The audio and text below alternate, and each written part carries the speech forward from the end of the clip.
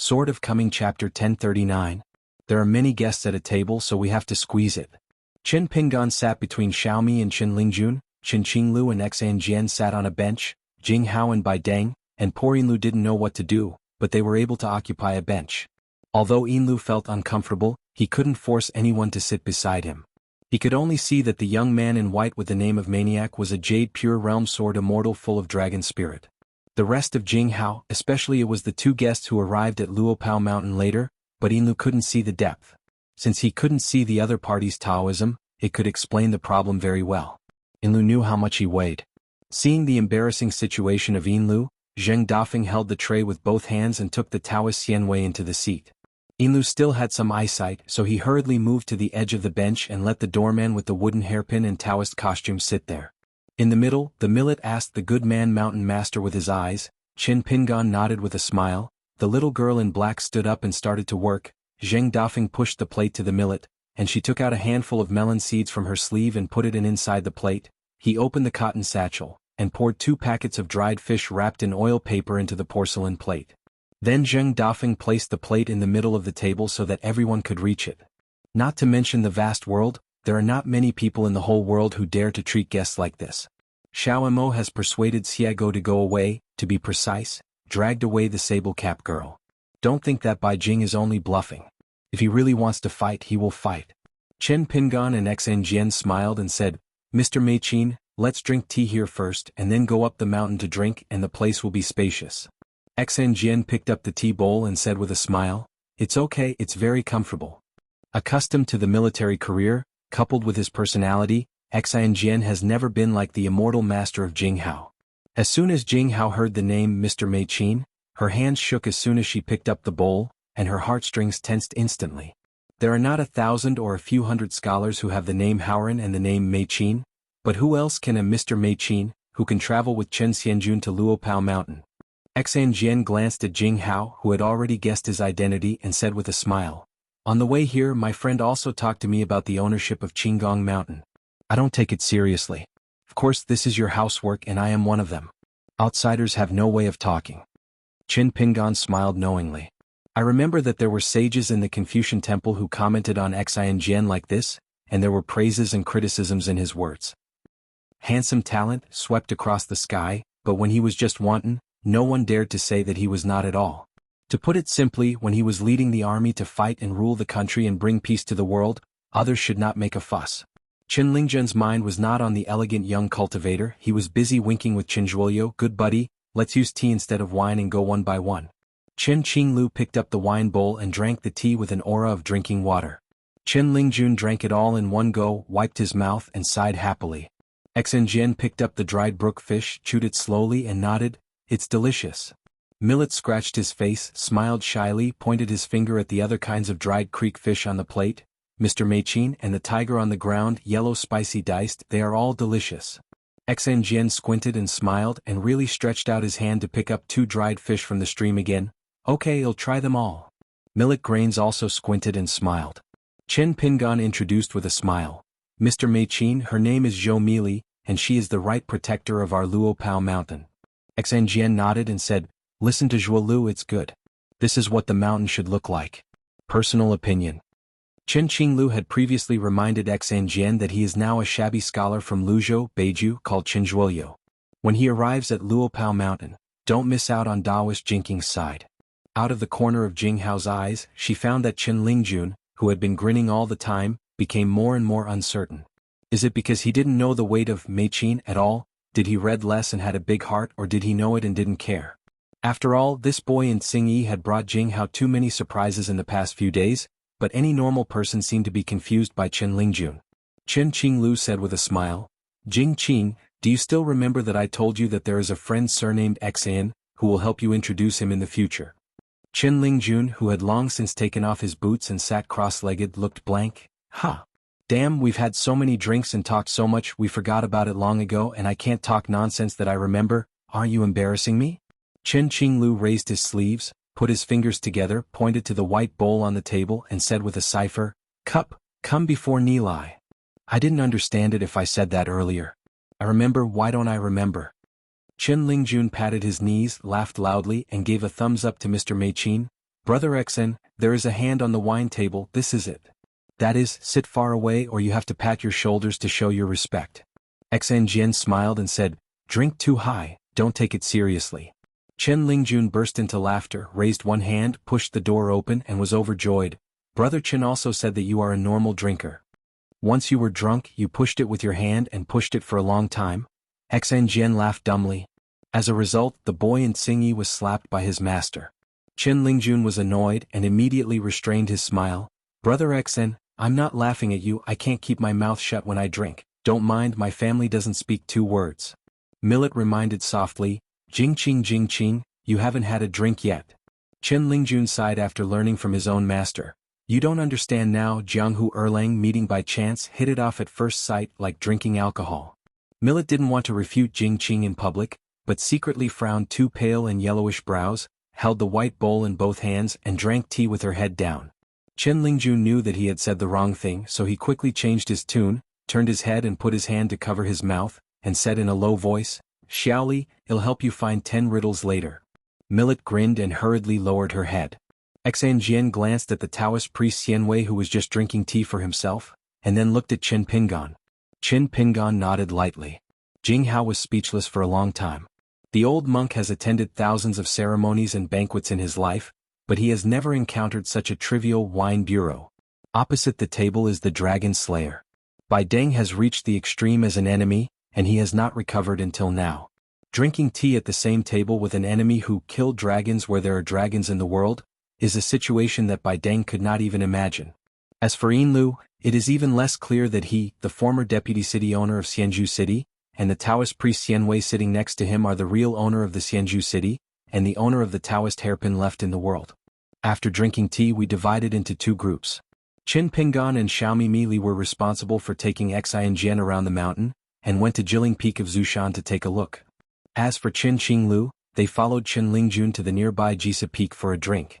A white-haired boy never came to the table, just squatted at the gate of the mountain, took out a booklet and began to record the year, month, day and so. Walking on the mountain road of Jiling Peak where Zushitang is located. Xianjian took the initiative to say, this time the Confucian temple was sealed with the 5 sacred mountain monarchs of Treasure Pingzhou. It was not the Yaxing, Wenxing or the Confucian temple leader or Shuigong's abbot for the ceremony, but the 5 disciples of the most holy master came forward. Their current posture is somewhat similar to yours now. One of them, this time I showed up in the wild world, is a beloved disciple of the most holy master who made no secret of his partiality. There is also the one from the outer world. I heard Qin Qinglu say that you followed Li Sheng to stop the wild world. You may have met. Long ago he was the accountant of those ancient scholars. In addition to his difficult studies, he was also responsible for managing and earning money. Qin Pingan was stunned and nodded, I just had a face-to-face meeting. At that time, the younger generation failed to recognize the identity of the sage. If he had known the identity of the other party earlier in Qin Lingjun's wine table jargon, it would have been a few words high and low. On the wild land, where the spiritual energy was thin, there were 2 people living next to each other. Before leaving the dojo, the bearded man found an iron sword, a high crown, put on a Confucian shirt and was holding a sword. Xianjian gathered 3,000 pieces for a while, took off a long sword from the wall, and rushed to the wild hinterland together with his friends. Qin Pingan asked with a smile, Mr. Meichin, after drinking later, can this junior ask you for a copybook? Xianjian shook his head and said, Master Qin, it's okay to drink. When we arrived at the Bayou Square outside the Patriarch's Hall of Jiling Peak, the mountains and rivers were picturesque, and Xianjian leaned on the railing and overlooked the magnificent scene. Xiaomi found that the Goodman Mountain Master seemed to be waiting for something, and when the Mr. Meichin moved silently, the Goodman Mountain Master looked a little disappointed. Got it, the Goodman Mountain Master wants to fight poetry? Oh, Wei Shanjun said, the limericks of the Goodman Shanju are a must. They went along the mountain road to Jisa Peak. Qin Pingan was too embarrassed to take Xianjian to his study, in the bamboo building. Zhu Lian came forward and helped the mountain owner entertain rare guests together. The wind blows through the courtyard, and the iron horses under the eaves make a neighing sound. Xianjian, who had previously said that he did not drink alcohol, said with a stern face after the apron-wearing old cook served a few plates of appetizers, I don't need the immortal brewing on the mountain, the market is fine. Except for the millet nibbling melon seeds, all of them got a little drunk. Xianjian asked with a smile, Is the content of that copybook reviewing old words from old papers, or improvising new words? Qin Pingan was a little embarrassed. Doesn't this mean that you can have both old and new words? Just the trivial matter of grabbing an extra blank rice paper. Xianxian, after all, was not familiar with the temperament of the second shopkeeper of the wine shop, so he said to himself, "Then the old words are fine." Qin Pingan smiled and said, "One sentence is enough." Xianxian wondered, "Which sentence?" Qin Pingan smiled and looked at Xiaomi, and made a gesture of holding a cup in one hand and twisting his wrist with the other hand, like a riddle. After thinking for a while, Xiaomi understood the answer and immediately raised his hand. I know, the good man Shanju hopes to be beautiful." Mr. Qin writes down a sentence, just 6 words. The dragon in the word Xianjian. It's really written too many wonderful and well-known words, which can be both heroic and graceful. The grain of millet moistened his throat, straightened his waist and gave the answer aloud, "Look at the sword while drunk." Xianjian was silent for a moment, then said with a smile, "Then please trouble Mr. Zhu to cook 2 more dishes and 2 more jars of wine." Chen Lingjun was refreshed and brought his old and new friends to drink in his house, which was a rare opportunity. Before climbing the mountain I had a few words with Zheng Dafeng, and asked him to say a few good words to Wei Shanjun and ask for a few jars of Xinjiao wine. Side purchase. Brother Dafeng is usually unreliable, and he is still very reliable at critical moments. He nodded and agreed, saying that he would carry the burden and personally deliver it to Uncle Qin, guaranteeing that it is a good wine, and it must be collected by the Piyun Mountain Ritual Division. Years of wine brewing on the mountain. That is to say, there are friends present, otherwise Chen Lingjun would have to knock his legs and rub shoulders for Brother Dafeng. Walking on the mountain road, Chen Lingjun flung his sleeves up. Chen Lingjun was really happy because he saw Qin Zhuolio and took pictures from time to time. With a pat on Qin Zhuolio's sleeve, "TSK, this tendon is sturdy." Brother Dafeng said it well. The young man has a lot of firepower and his can make a pie. I just don't know that Brother Qin, who was a family 500 years ago, has found a wife now. It is unlikely that he has no money in his pocket, and his waist is not hard. With a pair of colorful leather bags, he deceives those who like talents and beauties at the foot of the mountain. The little girl in the novel is all right, but in the mountains she is not very popular. Unless, looks like Chief Zhou and Mi Jianxian? As for the old cook, it is normal to be sloppy and be a bachelor. Although they are friends, deep down in Qin Lingjun's heart, there is still a clear distance between them. Qin Zhuolio, Brother Jia by Busy, the water brother of Yujiang, Li Yuan Ho of Jidu Longting, and others, they are all the best friends in Qin Lingjun's heart. As for Senior Jing and fellow Taoist by Deng, after all they just met and they have to see how they drink at the table. After a long time outside the table they see people's hearts. In any case, the more they drink, the more friends they have. Qin Qinglu squinted at Jing Hao, who was walking on Qin Lingjun's right hand, and said with a heartfelt smile, "Meet again." This Jing Hao is still a little brainy, knowing that he took the initiative to come here to visit Qin Lingjun. Jing Hao didn't dare to reveal his mountain connection with Chen Xianjun at all, so he could only answer in his heart, "Junior never thought that I would be able to meet Chen Xianjun here again, and I am more than happy." Qin Qinglu twitched the corners of his mouth, seeing how this fellow was not pleasing to the eye, so he began to sprinkle salt on Jing Hao's wound. It's okay to admit counseling on the left and right sides. He Qin Pingan is just a little Yuaning of the 10 realms now. You are a cultivator of the Ascension realm and you are still at a distance. Hehe, the realm is not high and the tone is so loud, can you bear it? Jing Hao hesitated. I really want to tell the truth, senior, I can do it. Jian Kai Tuiyue Mountain, a city head inscriber who was not confused. Don't say that the fall is nascent soul, that is, Qin Pingan has no cultivation base at all. Jing Hao is in other people's territory and I listened to a few strange words of yin and yang. What is it? Qin Qinglu sneered. It's just that there are 2 more Ascension swordsmen from the demon clan around. What are you afraid of? You didn't take the initiative to provoke Luopao Mountain. Do they dare to kill you with a sword? It's really a Confucian temple rule. Is it a decoration? Why, I have been lying on the mountain for a long time, and I have cultivated a turtle method. When I can shrink my head, I will shrink my head. Jing Hao was silent. I was afraid that I would open my mouth and say something tough. As a result, Chen Xianjun turned around and sold himself, so there is really no need to leave Luopa Mountain today. I couldn't believe it before, but now it was revealed by Chen Xianjun. Jing Hao's heart trembled, and it really was 2 Ascension realms, Jianxiu. The key is that they are from the Wild Demon clan. It is necessary to know that the Wild Ascension realm monster and the other Ascension realm monks in the rest of the world cannot be treated in general. This is a fact recognized on the mountain. Jianghu glanced at the boy and Xingyi next to him. Thanks to this one he had the chance to go up the mountain. He was unable to participate in the discussions at the Confucian temple in China, but he was able to drink a glass of wine in Luopao Mountain. If this spread out, the reputation of Qinggong Mountain could be saved a lot. Chen Lingjun noticed the expressions of Chen Zhuoyo and Jianghu, and asked suspiciously, "Sneaky, what are you talking about?"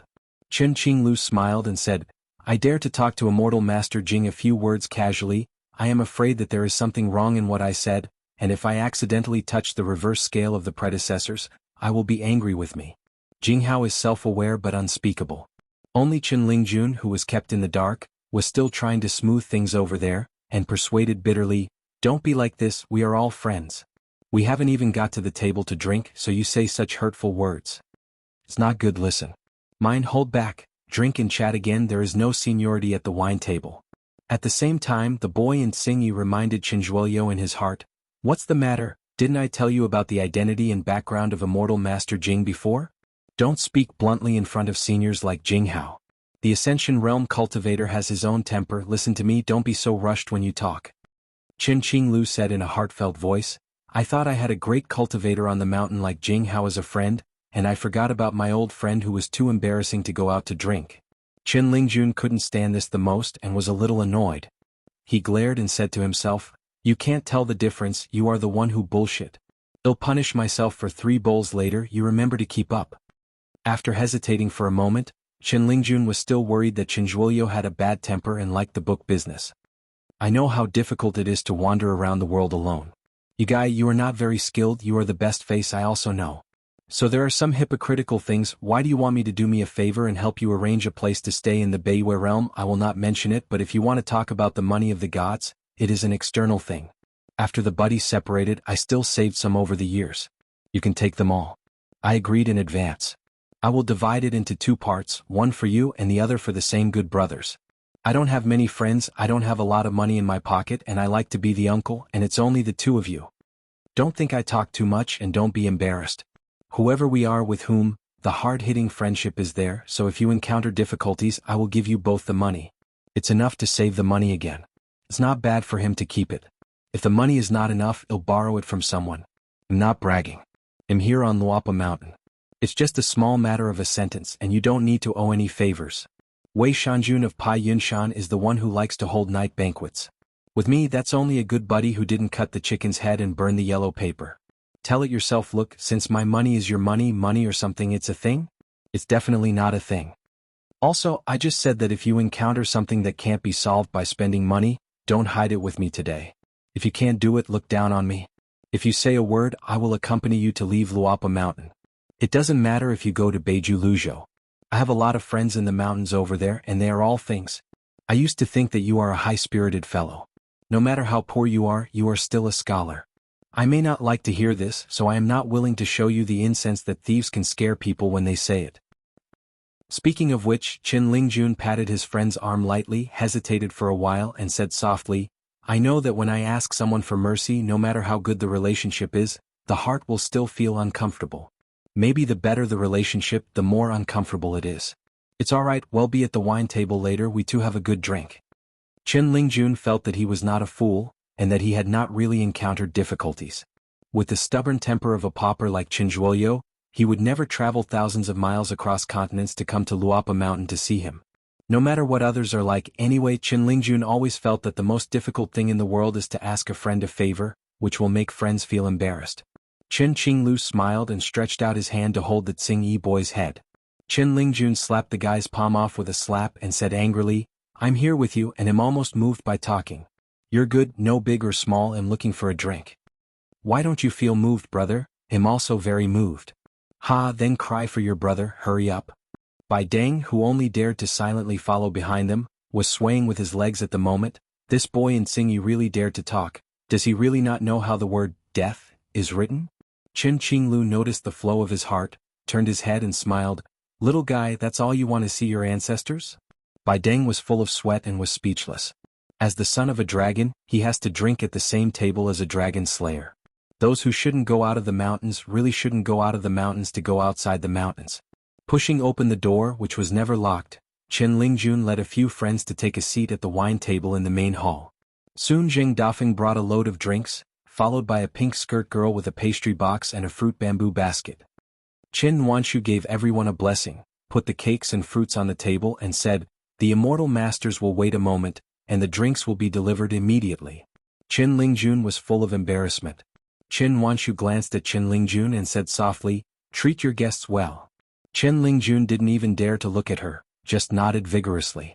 In Luopao Mountain, apart from the old cook, Qin Wanshu's cooking skills are not bad, not to mention that she has learned a few good dishes from the old cook.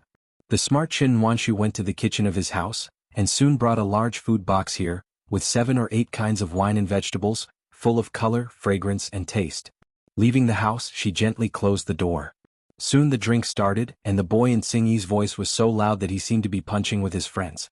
She didn't even have to look, she knew that Qin Lingjun was standing on the bench. Jing Dafeng waited outside and asked with a smile, "Aren't you angry?" Qin Wanshu shook his head gently and said with a smile, "He is rarely busy with business, so how can he be angry?" Jing Dafeng began to complain, "I heard that at the foot of the mountain in the town, Qin Lingjun had several morning drinks." Qin Wanshu raised his brows and bit his lip, "I'm too lazy to care about him." At the wine table, after punishing himself for 3 bowls, Qin Lingjun was already standing on the stool, shaking his hands. "Brother, my heart is connected." Qin Qinglu shook his hands and laughed, "I'm using my brother's brains. I'm afraid that my brother will have a hard time, and I will do nothing when my brother beats me." Listening to these nonsense drinking words, Jing Hao and Bai Deng could only stare at the side. Qin Lingjun and Qin Qinglu started boxing in the small-town dialect. "The 2 brothers are good," the 5th leader Lulu Shun.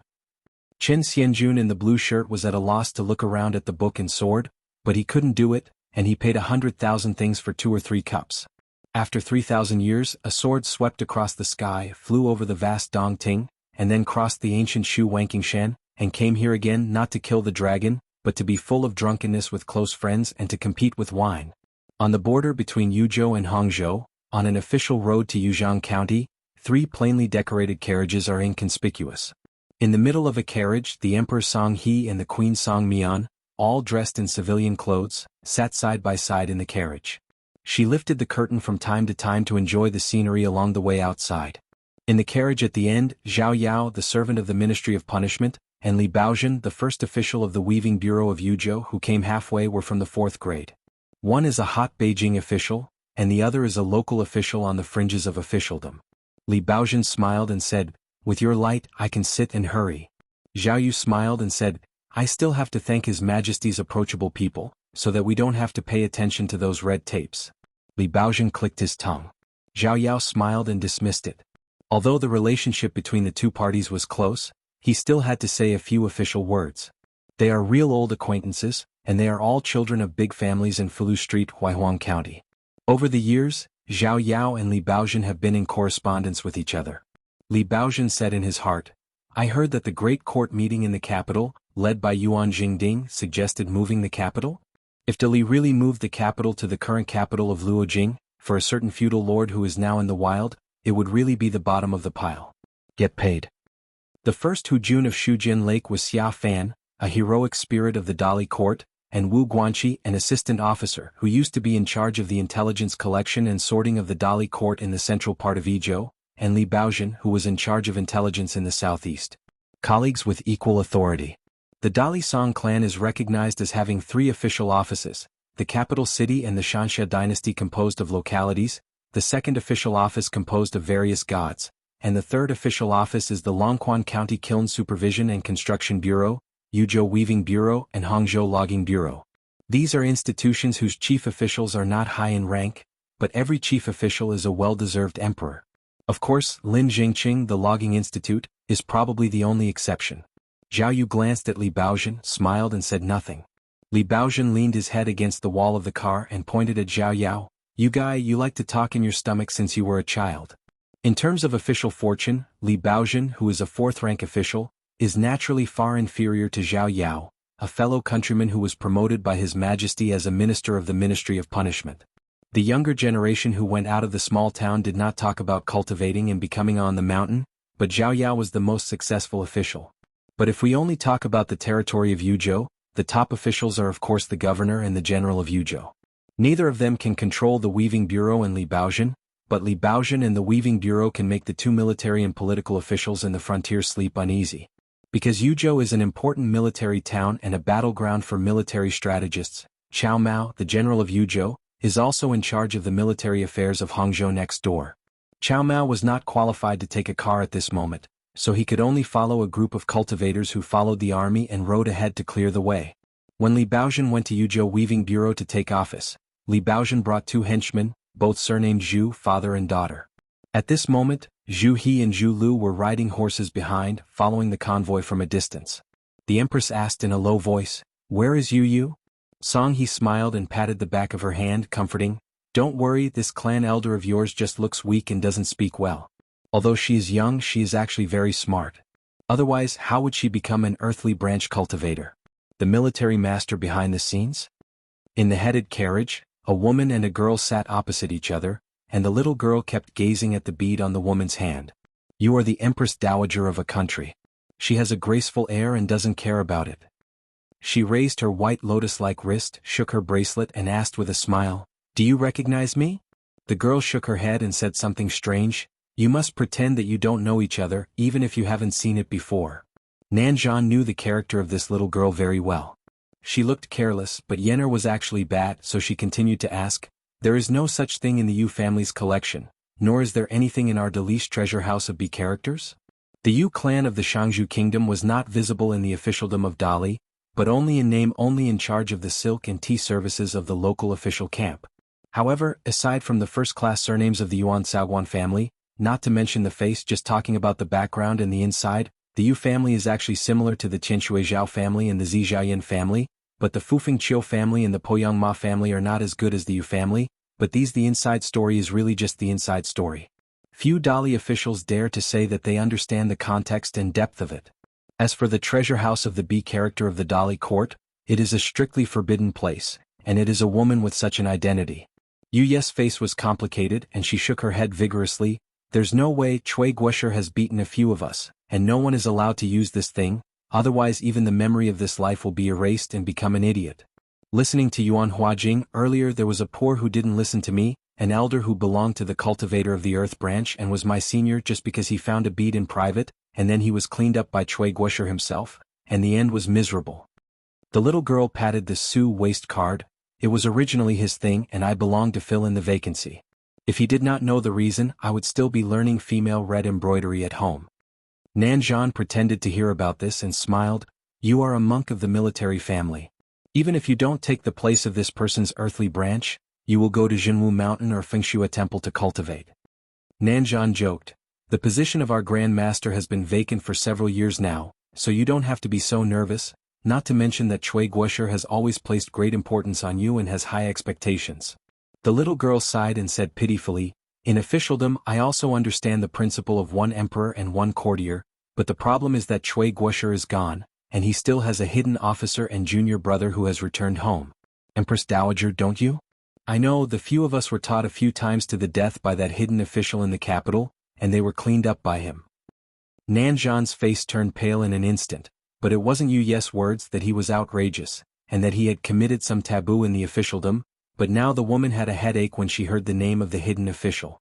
Seeing that things were not good, Yu Yu immediately shut up obediently. Nanzhan subconsciously rubbed the bead string on his hand, his face uncertain.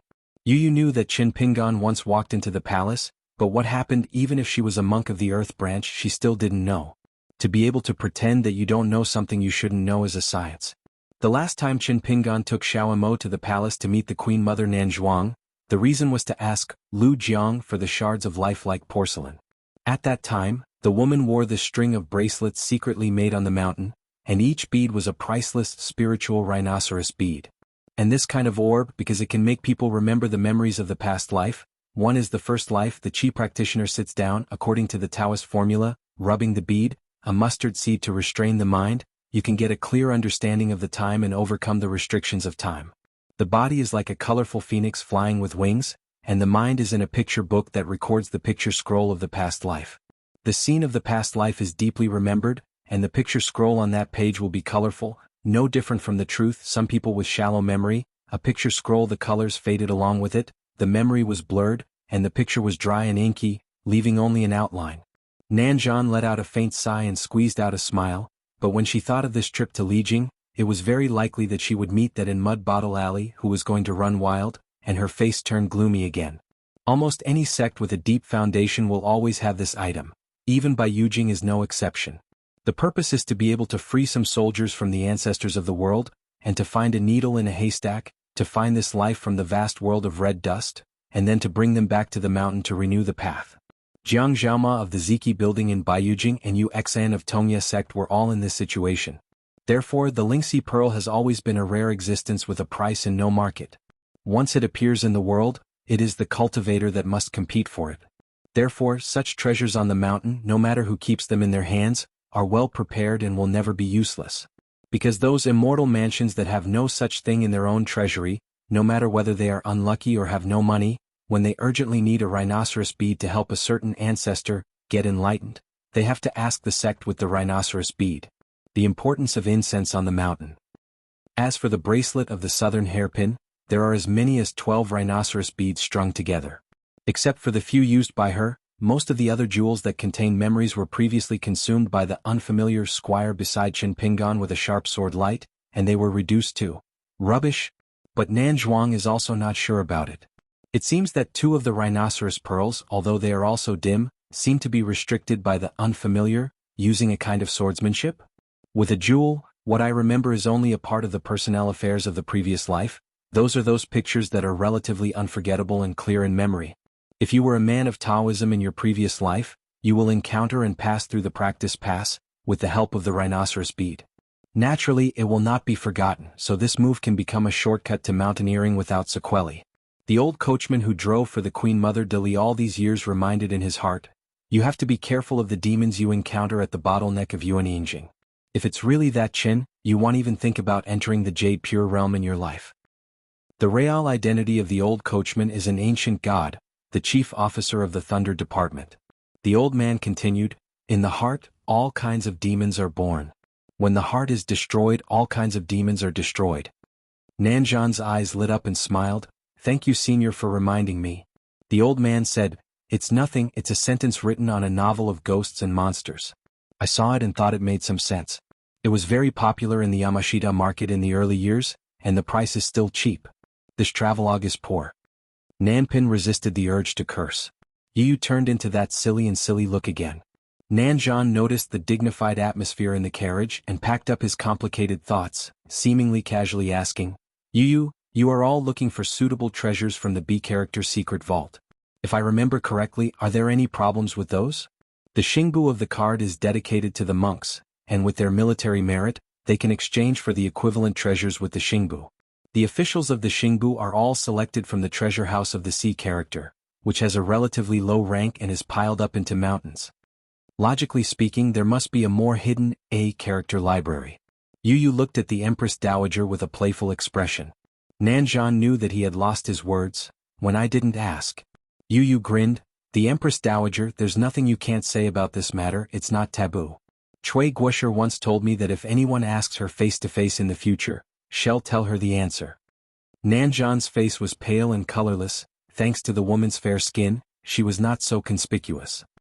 Yu pointed to herself, then pointed to the woman and then gave the answer, the character library of the Dali dynasty is me, you, us, all the monks of the earthly branch where the Empress Dowager is located. A member of the Song clan of Dali, he is a genealogy cultivator on all the mountains, a mountain and water god, and even more. After pausing for a moment, the little girl's eyes were firm and she said solemnly, moreover, it is a detailed record of every yellow book of the Dali dynasty's household registration, every ordinary person of the Dali dynasty. It is a detailed record of every fish scale book of the cadastre. An inch of the land of the mountains and rivers of Li. Nanzhan was silent. Yu smiled and exhaled softly, and the girl began to close her eyes to rest. Haha, I'm just learning to speak from the national teacher Chuiyu and I'm so tired. In Piyun Mountain, where the pine shade is rich, Shanjun Weibo closed the very heavy booklet, rested his cheek with one hand, and tapped the golden earring beside his ear with his thumb, hesitating about making up his own name.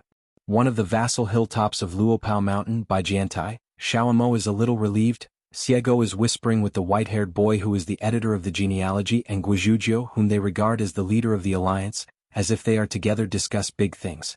As for the provocation at the gate of the mountain, Xiego has completely forgotten about it as if nothing happened. Xiaomo moved slightly in his heart and walked away.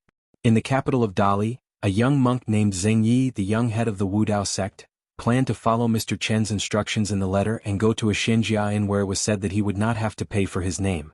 And then go to the alley outside the building, and find a pair of masters and apprentices named Lu Jia and Zhao Duanming. In the old cook's house, Qin Pingan, who had been drinking and swaying, only took Xiaomo, quietly left Luopao Mountain, and came to the ancestral house in Mupin Lane in the small town. Sword of Coming Chapter 1040. Qin Pingan stood in the alley outside the ancestral house and looked at the houses next door on both sides. Xiaomo knew it in his heart and asked, "Young master, are the shards of life porcelain hidden nearby?" Qin Pingan nodded and smiled.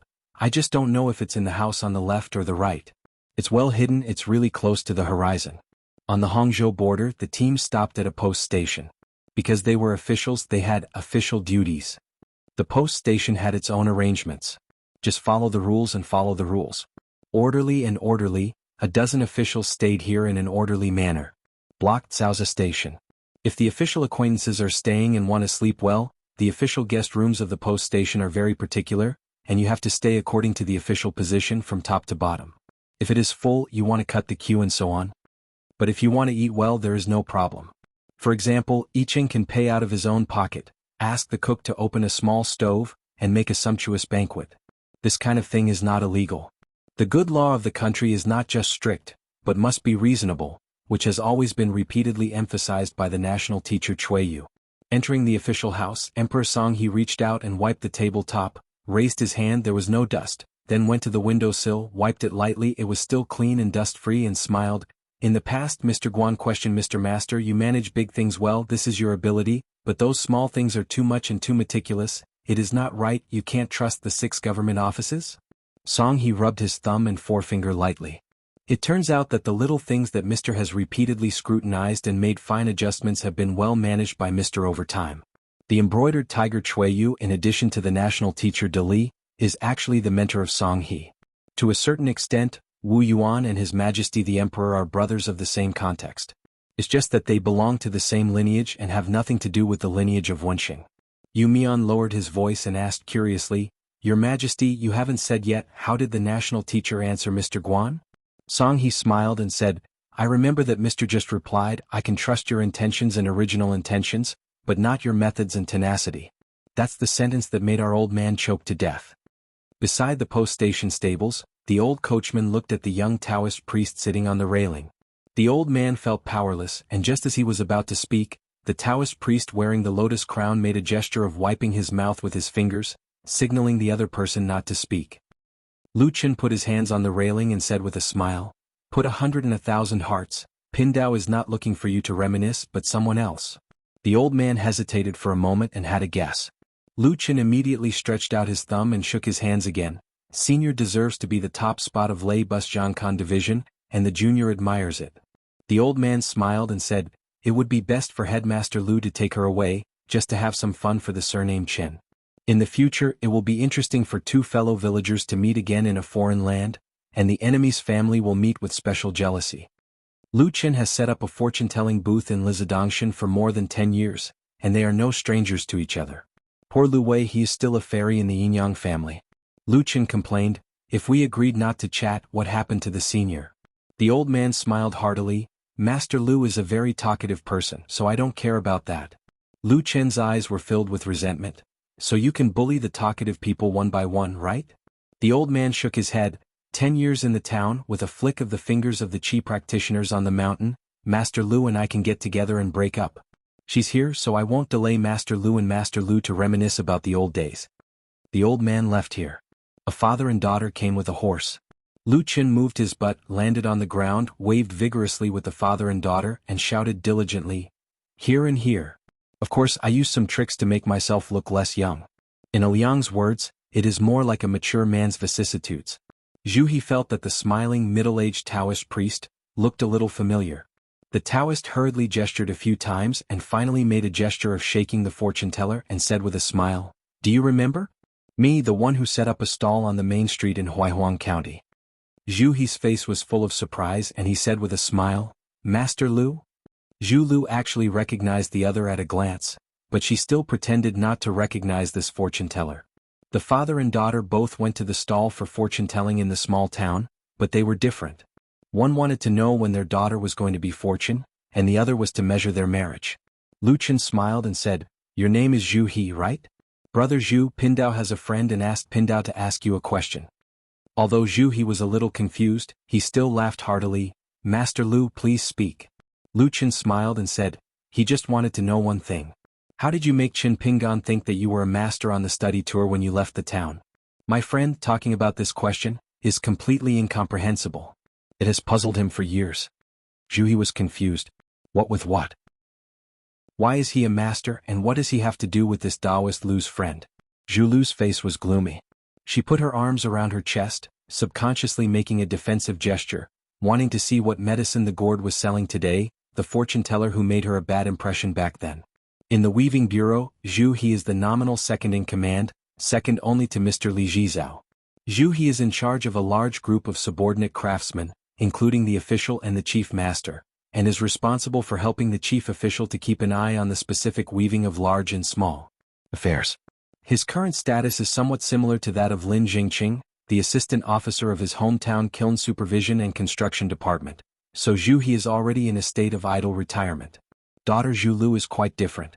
All the money and grain, government administration and scholar association activities in a state will be secretly recorded in the book.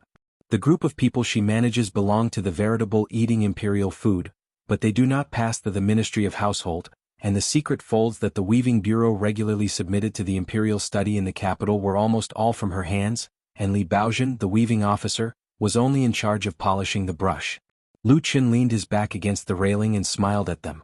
Zhu He, who is nearly 60 years old, has spent many years in the Golden Realm, and is expected to enter the distant travel realm. Zhu Lu just became a 6th-level martial artist this year. If he doesn't show up, according to their son's arrangement and paving the way, or according to the established path of life, when Zhu He becomes the master of the distant travel realm, he will be transferred to the local military attaché. Zhu He of course prefers to go to the south in a small country other than Dali, to establish a sect and collect disciples to teach martial arts.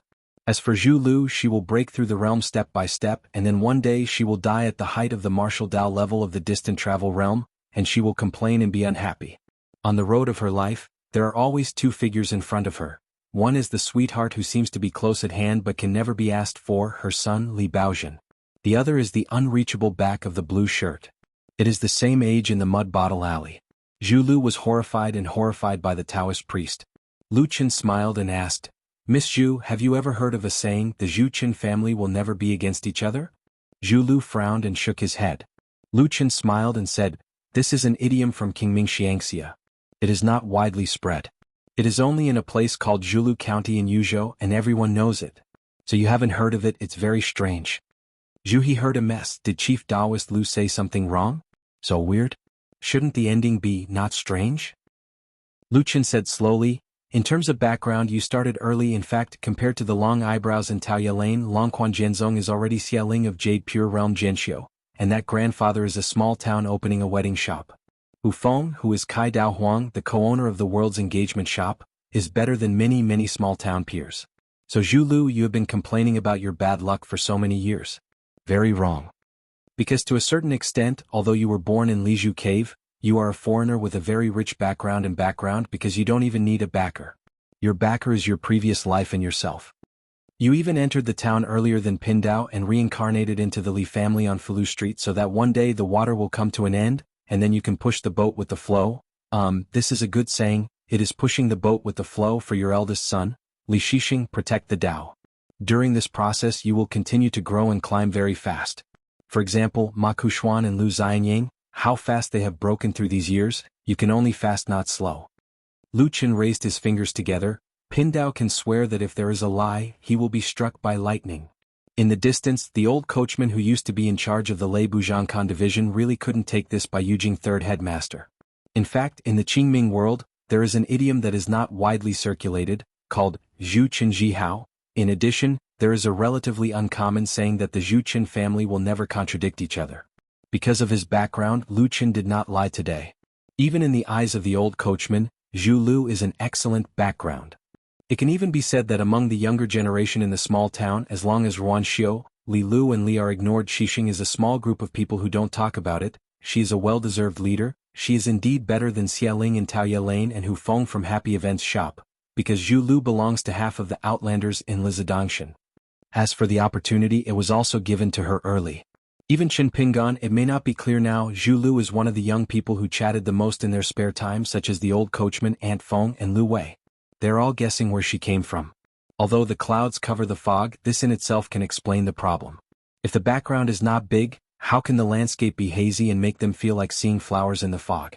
Just because she was born in the Li family on Fulu Street, there was Li Xixing who was Li Zong on behalf of the Peach first, and then Lu Qin entered Li Zhu Cave. No one dared to act rashly. In other words, no one could afford it. The cause and effect of this door. Zhu He looked complicated.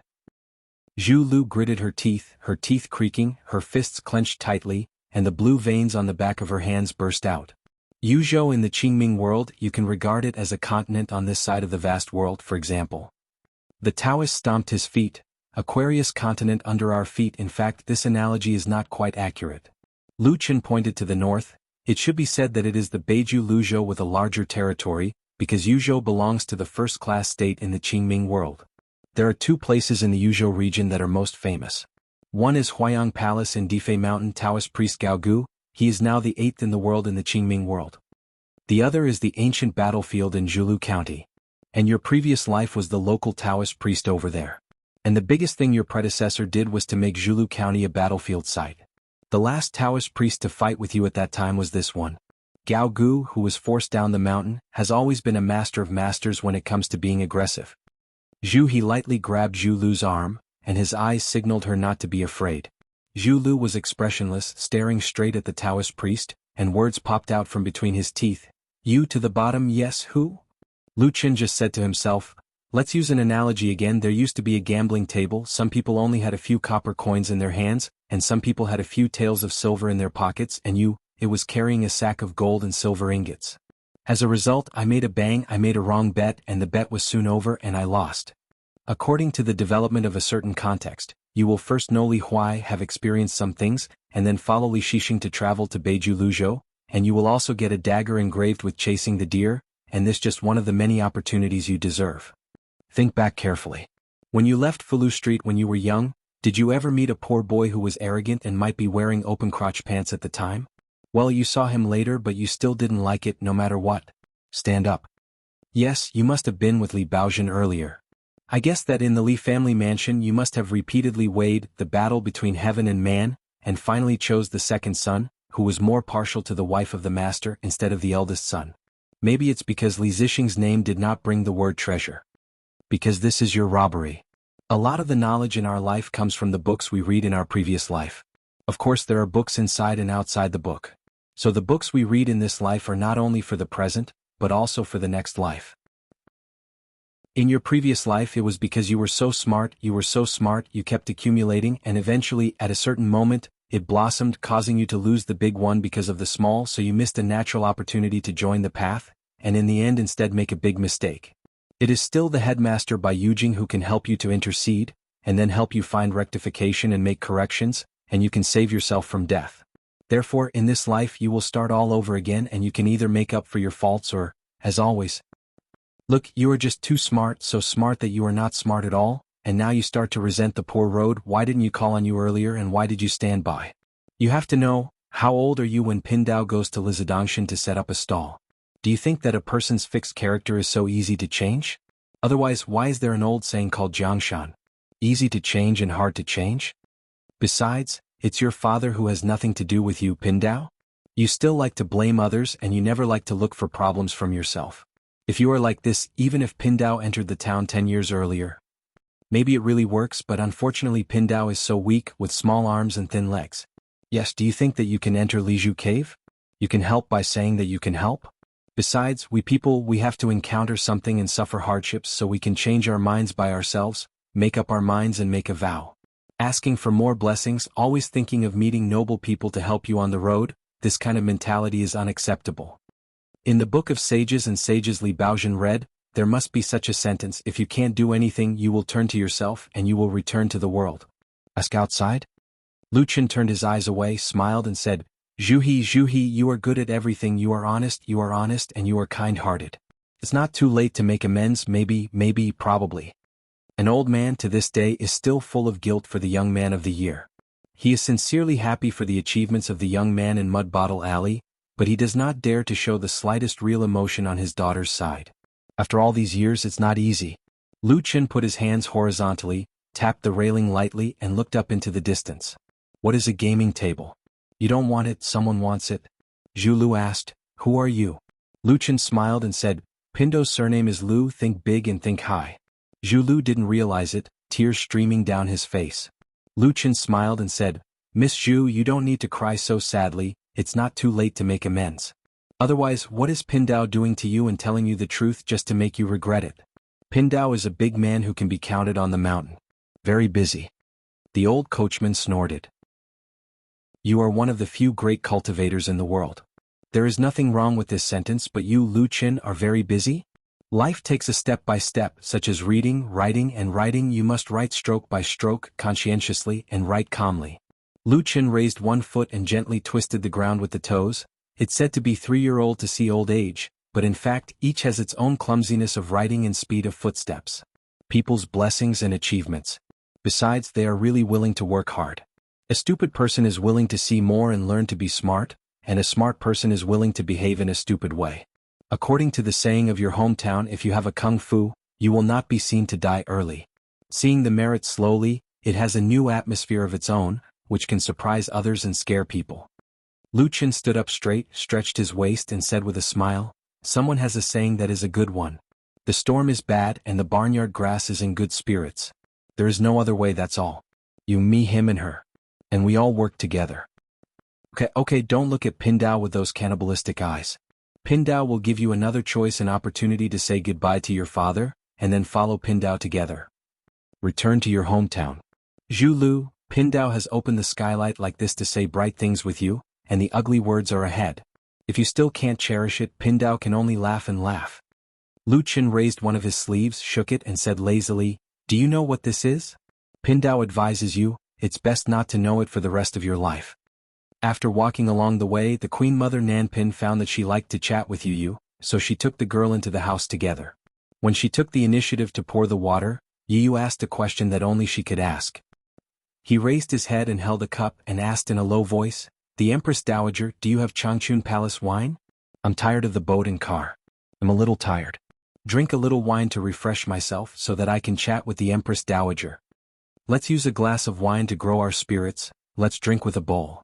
Nanzhan nodded with a smile, took out 2 pots of immortal brew from his sleeve, and then performed a restraining technique to prevent the partition wall from having ears.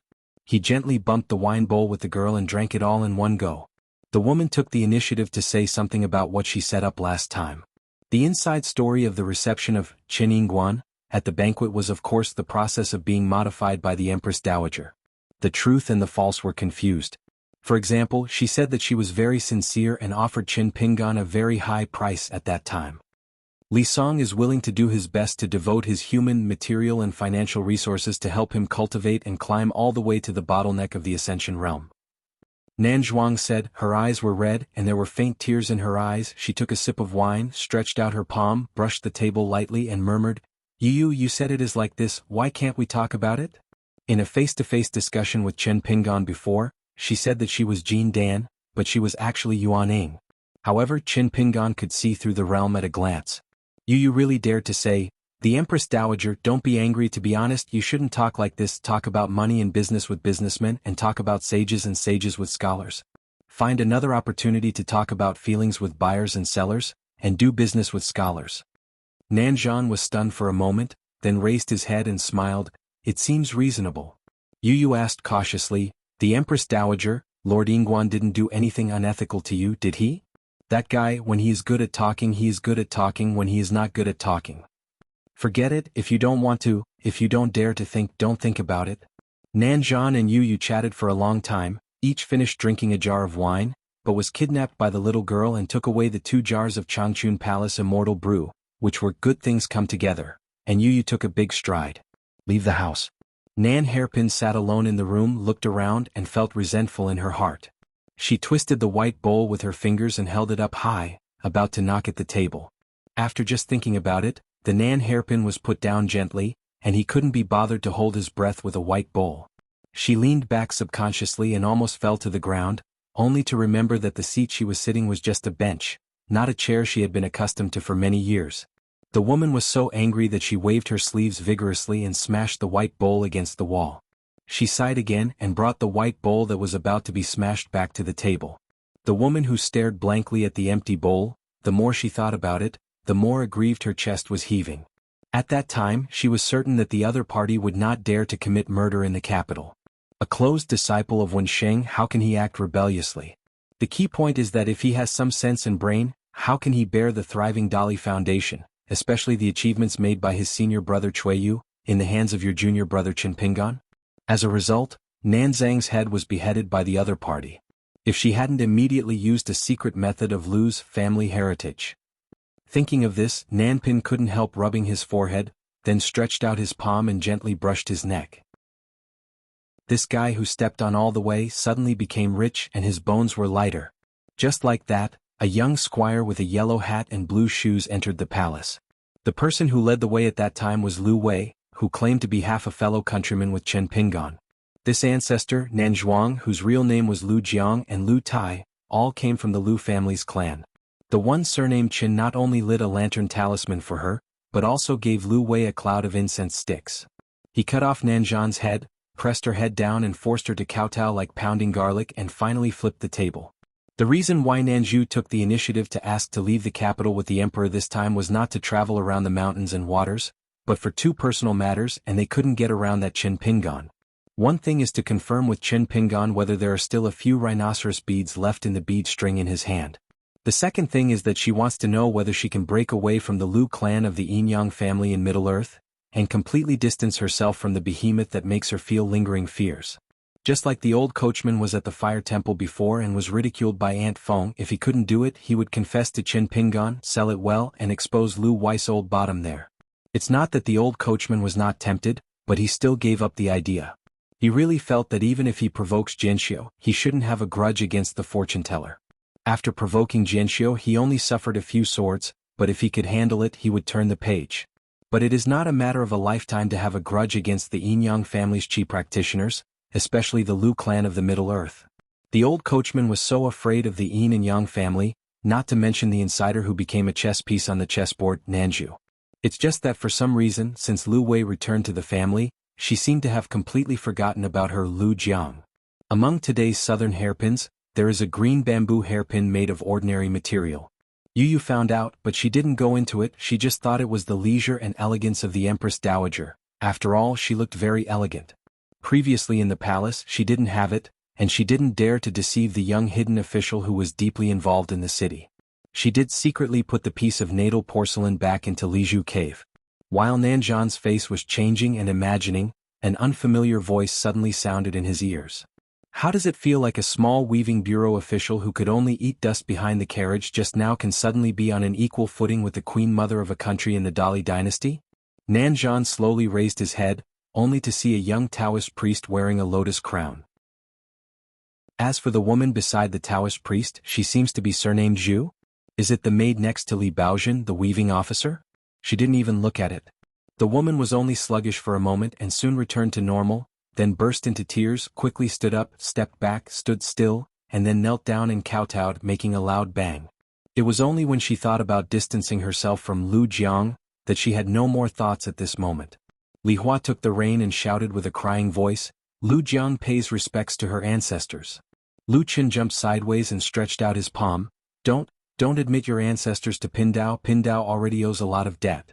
Except for the child of Lu Tai who has clear secrets, humorous speech and filial piety, there are really few masters who can make his ancestors truly worry-free.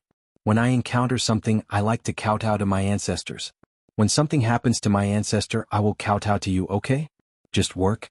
Since it doesn't work anyway, whoever is to blame. Lu Jiang turned a deaf ear and just kowtowed vigorously. Lu Qin moved a bench and sat down, raised Erlang's legs and said with a smile, "Okay, what's the point of kowtowing without the slightest sincerity? Do you really think that the ancestors above the statue are dead?" Lu Jiang still didn't listen and just kowtowed, probably to show her sincerity. Her forehead was already red and swollen. Lu Qin patted his knees and said, "I'm afraid of you. Get up, and I won't let you kowtow in vain. As a reward I will say hello to Lu Xun. In the future the name Lu Jiang will be written off from the Lu family tree. Now, I count to 3, and if I don't get up again I'll leave. I'll just pretend I didn't come here today." As for the idea of leaning on Lu Jiang to get close to me, Nan Hairpin, be careful that you're daydreaming and you end up with a bamboo basket to fetch water. An empty one. 1-2. Nanzhan quickly stood up. Lu Qin smiled and asked, "I didn't want to come here at first, but there is one thing. I'm really curious. Let me tell you, where did you order Yanghua to put that piece of life porcelain?" Nanzhan didn't dare to hide it at all, and still had a cry and said in a trembling voice, returning to the ancestor, "If Lu Zhangjiao is to teach, I have let Yanghua secretly put that piece of life porcelain next to the ancestral house of Chen Pinggan's Nipping Lane?" Oh. Lu Chen's eyes lit up and he couldn't close his mouth with a smile. "Next door, left or right?" Nanzhan said, "It's in the drawer of Song Mu's study inside a primary school book." Lu Chen seemed a little disappointed, pouted, stood up. Go home, go home." Nanzhan hesitated. Lu Chen stretched out his finger, tapped the corner of his eye and said with a smile, "Nan Hairpin, he'll send you an extra word. Don't scold Chen Pinggan in your heart anymore. He can actually hear it, so don't bother to care about it." The southern hairpin was struck by lightning. She was really panicked now. In terms of memory and forbearance, especially revenge, that guy definitely impresses Nan Hairpin. Lu Chen laughed and said, "You really believe it?" Nanzhan was at a loss. Lu Chen nodded to himself and said, "I can believe it. If you don't believe it, you may suffer. If you believe it, you won't suffer at all, but you will gain something. Why don't you believe it?" Lu Chen kicked the bench back to its original position. "It's the hardest thing in the world to sail at night." Ignoring the wall with Zhu Lu, he walked straight out all the way. Lu Chen wrapped his arms around his sleeves. "Pin Dao doesn't agree with this. In my opinion, the hardest thing is to bend over to pick up the money all over the place. It's easy to pick it up, but almost no one is willing to pick it up, but they don't want to carry it in their pockets. In this world, everyone should be rich and there are dragons and snakes everywhere. How strange. Fellow Taoist, do you know the copper coins all over the ground? If they have a meaning, what are they?" Zhu Lu's bright light suddenly appeared, and his face became sad and he murmured, "Reasonable." "That's right." Lu Chen laughed, "You know that. God is beautiful, giving us the opportunity to make mistakes. It's too late, the center is in violation. It's back." Lu Chen stretched his back. "The Taoist in the mountains reports the news of plum blossoms. In the land of Qingxing Kingdom, Jianghu, a secluded Taoist temple with dense forests, the gates are deserted, and it seems that no one comes here to burn incense. After all, Qing Qian is just a real person who protects the country and has never served as a national teacher. It is very suitable for him to live in seclusion and practice Taoism, away from the turmoil of officialdom. One carefully rested in the Taoist temple these days.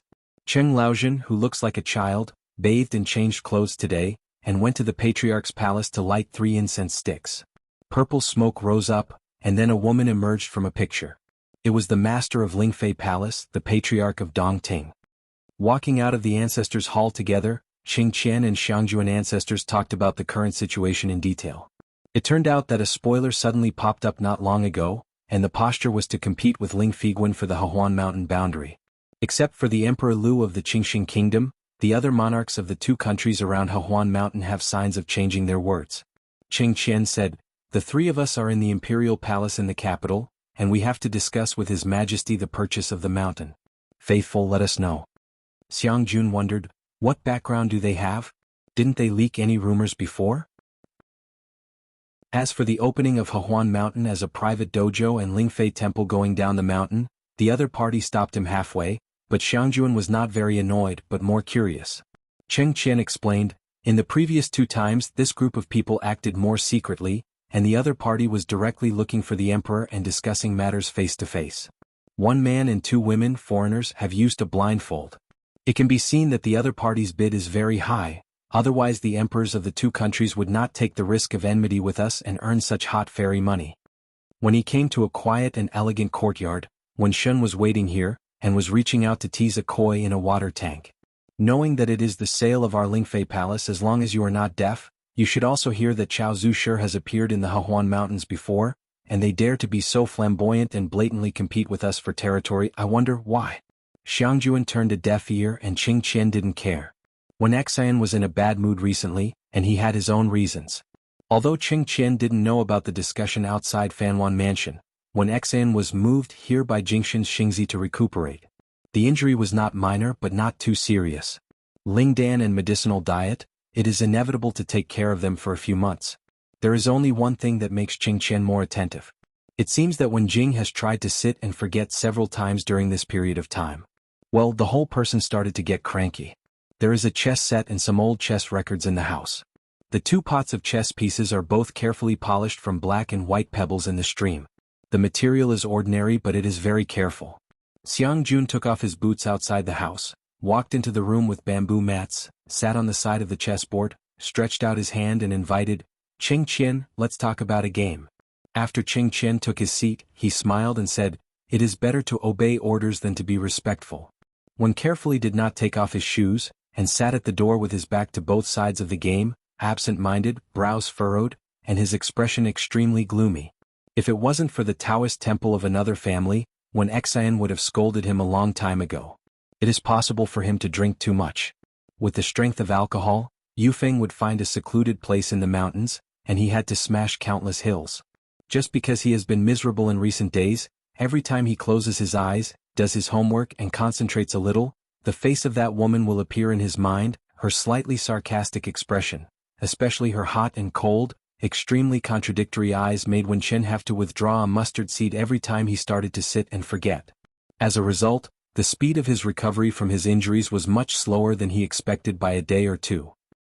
A young Taoist priest wearing a golden flower crown walked lightly, walking like flowing water, and came floating, standing at the door without looking at the courtyard. He bowed his head and said respectfully, "Watch the master, there are guests."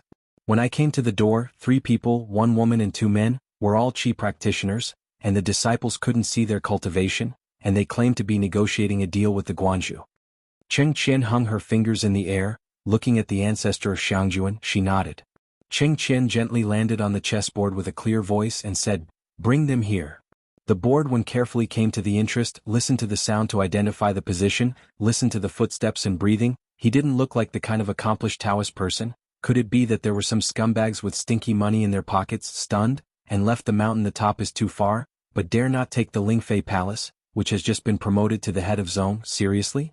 After a while, one carefully saw the figures of the 3 people. The first one was a young man in a Confucian shirt, with a hosta on his head and a smile on his face. On the left there was a woman who looked like a country woman, and the one on the right made Wen Jingxing couldn't help but take a few more glances. The buns and snails were green, with a graceful figure, wearing an emerald green robe of high rank. Her slender waist, which is full of grip, is still as heavy as the clothes of the immortal family. Xiangjun just glanced at it and he knew that these few were not easy people, no doubt that they had crossed Jianglong. It is only said that the emerald green robe on the young female cultivator, even Xiangjun has only seen it on the Taoist Lingji. According to the records in the book, this kind of Xinjia Zhui, which is known as 100 years old and 1 blow, only appeared in the ancient years when the real people on the land had their own places. It is said that it can help chi practitioners to contact over time, vicissitudes and vicissitudes. Times have changed, and almost no female nuns are wearing them anymore. Since Qing Qian, a local snake, may not be able to hold them down, Xiangjun, the patriarch of the Shangzong, didn't think about how to test it, put the chess pieces back in the chess tank and said with a smile, "Lingfei Palace, Xiangjun, Taoist name Dongting. You are?" The leader of the young man looked warm and bowed. "By Diqing, Gu can meet the ancestor of Xiangjun, Qingjinjin, Master Wen."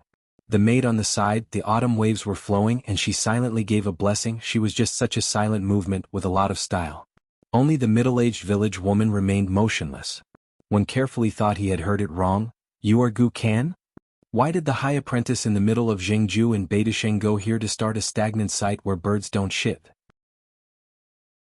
As for the Liju cave where Gukan was born in the Great Li dynasty, Wen Xinxing had certainly heard of it long ago. What Gukan did in that book in Jianghu when he was young because of the relationship of a certain landscape travel journal, it was even more so on Beipingzi Mountain, which was well known by passers-by. What, is this a prodigal son who can't change his money? Gu Sanzwa stood up and nodded with a smile. "I am." Wen carefully tutored, "You actually recognize me?" Gukan nodded and said, "There are a lot of rumors in the rivers and lakes, and it's hard not to hear about it." Wen carefully wondered, You don't look crazy, why do you say you are a madman? Gukin smiled and said, it would be nice if Master One could still feel that way after we finish talking about it today. One laughed carefully and gave Gukin a thumbs up. It's finally a bit of a madman. Xiangjun didn't stop One from chatting with Gukin carefully. Through words and deeds, it is not a bad thing to know as much as possible about the character of the other party. Since he is Gukan and his identity is unequivocal, then the previous question can be explained. In the vast world, Mr. Zheng's direct disciple of Beidasheng really doesn't need to sell face to Lingfei Palace. Gukin glanced at the chess game in the house and said, I don't dare to delay the hands-on conversation between Xiangjun Patriarch and Qing Jinren. The younger generation will have something to say. Xiangjun smiled and nodded, please speak. Standing in the small courtyard, Gukin calmly said, slowly, since Xiangjun Patriarch and Lingfei Palace have only negotiated preliminary intentions with the Lu clan of Qingxing Kingdom, they have not yet signed a contract in black and white. If there is no certainty, the younger generation will still have a chance, and the business in the world is nothing more than asking for a favor, and the one with the highest price will get it. Besides, I'm bound to win that piece of Xuanhuan mountain. There's no price gouging. Anyway, every time you make a bid, they'll only pay you one more grain rain money. So if you can't get angry, you can keep bidding and let me spend more money. Xiangjun frowned slightly. Qing Qian was even more displeased. Do you really think that Gu Ken is your master, Mr. Zheng? Can you speak so loudly? One carefully laughed angrily and took the lead in saying, when will the face of our Lingfei Palace be worth only one piece of Gu Yes money? Gu Ken said, Master One just needs to take good care of his injuries. The implication is that you, Wen Xian, are not qualified to intervene in what the two parties are talking about. The maid next to her, whose pseudonym is Ling Yan and whose name is Chun Xiao, covered her mouth and smiled. Those who have read the book insinuating yin and yang and speaking in such a bad way. Hearing the coquettish snicker, one carefully shifted his gaze to the efficacies of the maid's appearance.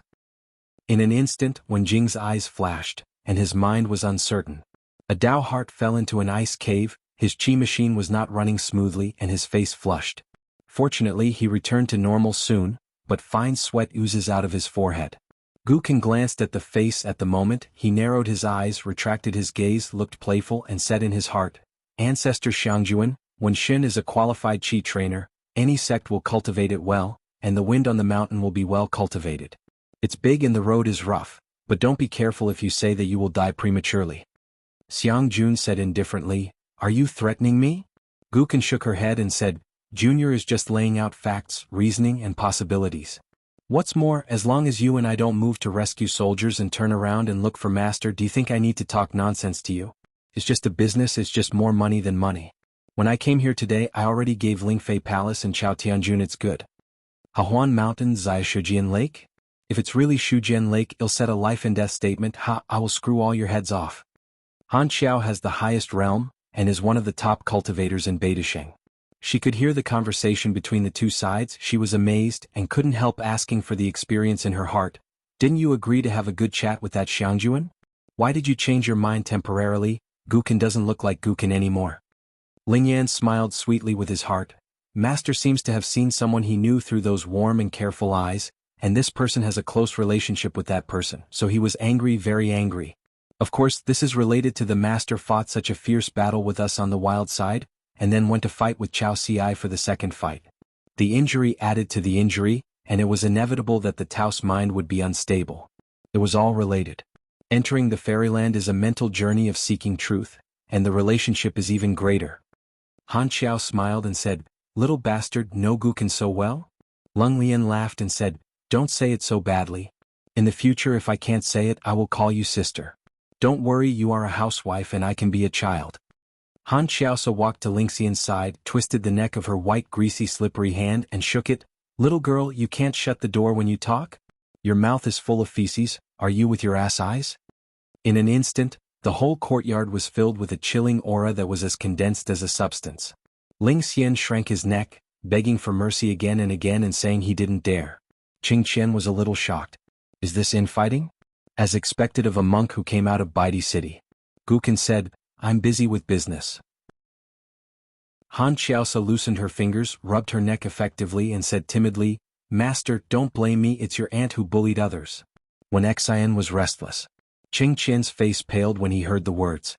Gu Kan's sister-in-law, isn't it the sister-in-law of Mr. Zheng from Beta Sheng, the immortal Han Xiaosa? On the mountain, whether a chi practitioner of a certain realm can be called outstanding, in fact, the threshold is very simple, that is, can it be regarded as a sword cultivator? The patriarch of Lingfei Palace, the Taoist Tianjun Chao Rong, is of course in this list. And White Emperor City Han Xiao say the same can. There is an undocumented gossip on the mountain. It is rumored that Han Ko's once vowed to cultivate 12 Dao techniques, and every path she chooses is a mountain climbing path that the cultivator of the White Emperor City genealogy is discouraged by. Regardless of whether the rumors are true or false, there is a consensus in the outside world that Han Ko's will definitely be able to enter the Ascension realm. Xiang Jun smiled and said, "Xuanhuan Mountain, let it be for you, Gu Dao. You don't need to spend more money on the grain rain." Guken was surprised, hesitated for a moment, took out a piece of Guyu money from his sleeve, twisted his fingers, walked straight into the house, his feet did not touch the ground, squatted beside the chess game, and changed hands from the chess pot on Ching Qian's side. He picked up a chess piece and placed it on the chessboard, then put the Guyu money on the edge of the chessboard, raised his head and smiled. "Just when Guken owes you Lingfei Palace a favor, I will remember whether you use this favor or not. In my heart, the road is high and the world is impermanent, whether it is Chao Tianjun who has been in the sky for a long time or Xianxia, who is most likely to go to Baiyujing to practice and certify Taoism, whether it is appropriate to be the next palace master and say it carefully and carefully, there are mountains and rivers. When we meet there is always a chance to meet again." Guken paused for a moment, then asked with a smile, "Do you need the younger generation to do it for you, to crush this grain of rain money so that you can't see or worry?" Xiang Jun still smiled, shook his head and said, "No need. Just keep it. As you said, whether I go to Baidi City or you go to Baiyujing in the future, I believe there will always be a chance to see you again." Gu Kan's eyes were as hot as two fire cages, staring blankly at the female crown of the Taoist Dong Ting. Xiang Jun turned his gaze subconsciously as if avoiding his edge. Just before she could say anything, Gu Kan had already stood up with a smile, walked out of the courtyard, turned around and bowed. "Junior is rude and offended." After leaving the Taoist temple, Han Xiao asked, "Shao Ken, after thinking about it, just create a sect here?" Gu Kan shook her head and said, "I haven't thought about it for now. Anyway, I just bought a piece of land and the cost is not big." Han Xiao smiled and asked, "Ha?" Gu Kan didn't know whether to laugh or cry. "It doesn't mean that. What are you thinking about?" In fact, Han Xiao say doesn't care about the love between men and women at all, she just feels a little distressed for Gu Kan. Back then, when Gu Kan retreated from the primal infant realm and entered the Jade Pure realm, the person who guarded the pass was Han Xiaosa. She failed once, but what made Han Ko's even more worried was that after she opened the door, she saw the young man who was described as haggard, with a lot of tears and snot on his face. As for Gu Kan's inner demon, Han Ko's had already guessed it. At that time, the young man sitting cross-legged on the futon, clenched his fists with both hands, rested on his knees, lost his soul and muttered to himself, "I don't like these. The truth, I just can't beat them. I have to bow my head and admit to them. I am me, Gu Kan will always be Gu Kan. I can correct my mistakes, but I will not admit my mistakes to you. I am not wrong. You know, I have never lied on your side since I was a child. I have never changed, but you have changed." How could Han Ko's know how to comfort people? She could only stand at the door and look at the heartbroken young man, like a beast hiding in a dark corner and licking his wounds alone. Then senior brother Zheng Juzhong appeared at the door. Han Xiao's hair was hard, and she wanted to let senior brother help, so that Gu Kan could tide over the difficulties and overcome this calamity. Zheng Juzhong just smiled and said, "On the basis of this little heart, you dare to say that you want to cultivate the avenue and reach the top in Baidi City, just to prove that Qin Pingan is not wrong and you are not wrong?" As a result, Gu Kan's next performance made Han Ko's quite frightened. Forcibly suppressing the young man who didn't go into a rage, he kept sitting still and just scolded, "Fuck you." Han Xiaosei was blinded at the time, and there was no one who dared to talk to senior brother like this. Have you ever? Possibly, but the fate is predictable. Fortunately, the senior brother did not get angry, just shook his head and smiled and said, "People are poor and short-sighted, and the river is narrow and the water is rough. It's really pitiful." Gu Kan just lowered her head, panting, and the sequelae of her failed retreat appeared. Her face was covered in blood, which flowed continuously from the 7 orifices, washing away those tears and snot. Zheng Juzhong stepped on the threshold with 1 foot. No intention, no necessity, no firmness, no me. Tao is the degree, so it is not arbitrary. Gu Kan slowly raised his head, turned his neck and stared at the master, the first person in the world of magic. Zheng Juzhong said with a smile. This is what Qin Pingan might have told you when he saw your field because he would pity you. But you and he have never dared to admit it. As long as Gukan doesn't die, Qin Pingan will die. If you can't get out of Shujian Lake in a day, why don't you pity him? Because you don't even have the ability to pity him, you obviously hate him so much that you don't even dare to hate him, not at all. Han Xiaosa felt chills down her spine, and the dignified cultivator in the immortal realm actually had goosebumps on the spot. Gukan seemed to have lost all of his anger at that moment. But at this moment, Zheng Juzhong had already turned and left. He just asked the disciple a question, and at the same time gave an answer that was not an answer. If you don't kill the demon Qin Pingan today, how will you protect Qin Pingan in the future? Does it depend on Gukan's nascent soul realm? You want to go to a higher place and you have to climb to the highest place. One day when the debt is paid off, tell Qin Pingan that you are wrong and I am right. Zheng Juzhong had already left, and the room was silent for a long time. Gukan said hoarsely, help to close the door, I want to retreat.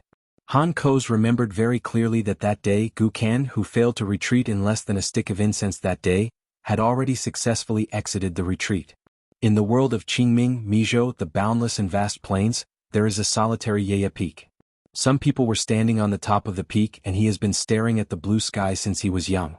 Because Runyue Peak is too high into the clouds, the weak water at the foot of the mountain is like a snake in the eyes. Wu Fu has worked hard and the latest 10 people in the world are at the bottom. Although they are at the bottom, they have opened a clear distance from those candidates. The mountain, which has always been clean, has rarely been so lively recently. It has always been so lively that there has been no emotional ups and downs, so I feel a little annoying. The first Qi trainer to climb the mountain was a guy named Lu Tai. He led a local dog who came from an unknown rural road. He named him Lu Qin and his nickname Lu Air. The woman who climbed the mountain with Lu Tai is called Yuan. She is very young, but her identity is not simple. If it wasn't for a pure young girl who was born in Zuhedanshan, then she would be the 10 young candidates in the world. The youngest one. On the top of a mountain, the ban is the true meaning of Wufu's hard work. Moreover, this fist intent is in line with the day and night changes of the sun and the moon. During the day, the fist is masculine and powerful, and when the moonlight is like water splashing on the ground, it turns into the feminine and delicate. Generally, only ascended monks and end warriors can climb the mountain. Of course, there are exceptions. You have worked hard to live up to your expectations. In recent years, a few people have not been very high and they have sneaked up the mountain. Of course, it has something to do with their hard work and unwillingness to hurt innocents. For human beings, Wu Fu Kuei has an inexplicable closeness. Except for people, especially monks.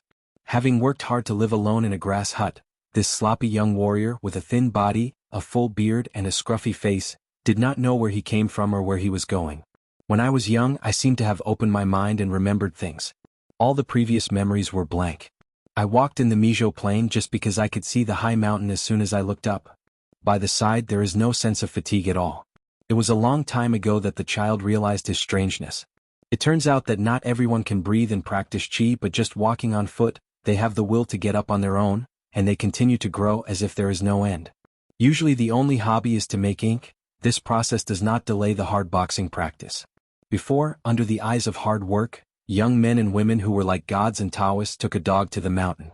Hard work didn't care about it at first, no matter what xianxia means, since it's a skill to be able to go up the mountain. As long as you don't stay at Lipu Peak for too long, hard work will generally not care. Just glanced at the handsome man in fluttering white clothes, as if the spirit of the Yin was traveling far away. As for the young female cultivator who doesn't seem as good-looking as men, it can be seen that she has good qualifications. According to Lu Chen's statement, there is always a small group of talented people. Everyone else is climbing mountains. The ancient pines in the mountains are green and form a forest. Walking on the road, the clothes of the visitors are all green. Yuan was amazed. Wow, the scenery is beautiful, it's really beautiful. Lu Tai held Lu Chen in one hand and a green bamboo stick in the other, jokingly said, "You are the only direct descendant taught by Lu Kiko's group. When you see the scenery you just wow. Yuan said with a smile, "Isn't it because you are here? It's not up to me to pull the text." She is only in her 20s now. Born in the blessing land of Sipai, also known as Poetry Yufudi, Yuan has two masters, Lu Qi and Chao Group. Both of them are Haoran monks who have come to Qingming Tian to travel to experience, and the masters have all returned to their hometowns. Although Yuan was in the Jade Realm, she was not a Taoist official. When she was on the list, she had not yet reached her 20s, and she climbed to the sky from the Lujin realm and directly entered the Jade Pure realm. With Lu Tai, a few years ago they opened a restaurant and a partnership near a fish market in the market. Yuan Ying has always regarded herself as the proprietress. Anyone who calls her the proprietress will get a 20% discount. If anyone asks her when to have a wedding party, 40% off. They wandered all the way to the top of Runyue Peak. At that time they were working hard to create pine smoke ink in a thatched hut. Lu Tai held a green bamboo stick in his arms and leaned against the door, just laughing and not speaking. Yuan Ying jumped out of character and went straight to the pile of rocks near the cliff. One of the strange rocks floated on top of it. The 4 characters Yin Shou Dao Chang were engraved on the red lacquer cliff. Here, Yuan Ying pointed her toes, her figure floated towards the stepping stone, and she jumped on it a few times. She laughed to herself. Lu Tai smiled and said, "Let me introduce myself, the Lu family from Howren World. The surname Lu Mingtai has a very low level, but he is very funny, and he has the ability to relieve boredom. There are many in the world." The local dog lay obediently at Lu Tai's feet. The young people in the house just sat behind the desk and concentrated on making ink. Lu Tai took out an ink ingot from his sleeve and threw it gently on the table. "The ancient pine in Shenyang County Zhongnan Mountain is of better quality than yours. It was agreed in advance that it was not a gift. After reading it, remember it. Give it back to me." The young man glanced at Mo Ding, nodded and said, "It's really good, it lives up to its reputation." Lu Tai smiled and said, "You can take it as soon as you see it. If you are of high realm, I will treat it as a rent paid to you, the landlord." The young man shook his head, just focused on pounding the smoke repeatedly. Lu Tai asked, "On the mountain, is there anything to eat besides the self-brewed xuanhuan wine? Judging from the posture, it can only be pine nuts, potatoes and tuckahoe. Will the taste be too bland?" Hard work is silent. Lu Tai glanced at an old bamboo flute on the table and asked casually, "I still can't beat that, Master Lin?" The hard work turned a deaf ear, and there was only the sound of a pestle in the dimly lit room. Lu Tai lifted the local dog. "Lu Chen, don't be stunned and say hello to brother hard worker." The dog murmured. The food on the mountain was a little bit lackluster. He raised his head hard, puzzled. "You, a son of the Lu clan, what are you doing compared to your own ancestors?" After that, Lu Tai stayed behind without hesitation. Hard work is not without hesitation, good words are useless, and the order to evict guests still doesn't work. It's almost like carrying a chicken. The dog, they were thrown to the foot of the mountain together.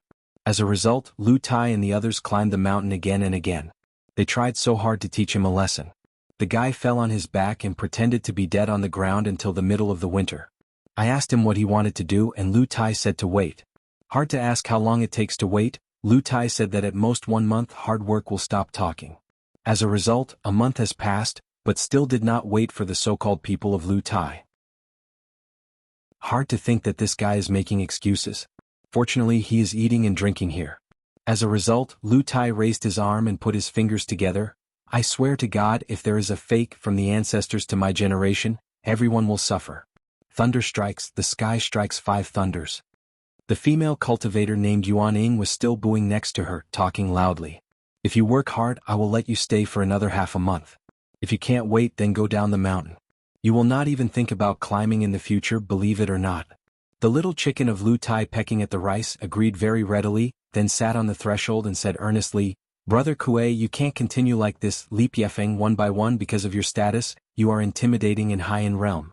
As for the brothel, let's just go and for nothing." Glancing hard at this bastard, "How about you?" Lu Tai said decisively, "I want leave." Raising his feet, Lu heavily stomped his feet.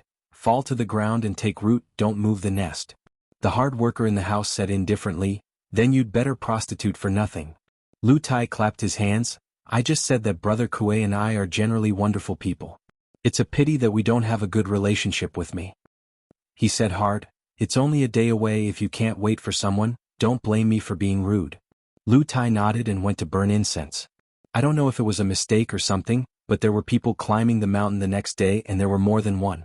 It was hard to get out of the thatched hut and stood side by side with Lu Tai on the cliff, looking towards the foot of the mountain. Yuan Ying squatted not far away playing with the dog. There were 3 people who went up the mountain, and Lu Tai smiled and helped to introduce. Zhang Fenghai of Baiyujing Yushu City is only half a step away from the 14th realm. When the heavy rain comes, it is estimated that he will cross the remaining half a step. Amazing. Right. Walking behind Zhang Fengai's is LV Bixia, one of the alternates in the world. It's fine to say that it is Nye Bixia. It's almost the pinnacle of the perfect ascension. The patriarch walks the circle, and the Taoist name is Shiyun. Wow, what a beauty. Yuaning immediately stood up and ran to Lu Tai's side. Where is it? Lu Tai stretched out his finger and pointed to a woman beside Zhang Fenghai on the mountain road. She was slender, but was dressed in a wooden hairpin and sackcloth sandals. And because she worked all year round in the Xianxia cave of Xuanhuan Palace, she looked dark-skinned. If you want to say beauty, she is really close, but speaking from the mouth of the extremely handsome Lu Tai seems to be a bit unworthy of the name. Xianxia is the lowest level among the three, so there is no way to know the dialogue on the mountain top. But Lu Bixia raised her head and looked up, but the guy who was indistinguishable between males and females ran away. She has disappeared in the Qingming world for a long time, and has been living there for a long time, or hiding in the soul of Master Xingyuan. As for Xianxia, it is the Xianxia cave that he entered by changing his own way. After leaving that prison, Shi Xingyuan was of course secretly glad that she never wanted to revisit the old place in her life. In that haze cave, the fairyland of Xianxia has been worn down to the jade realm bit by bit.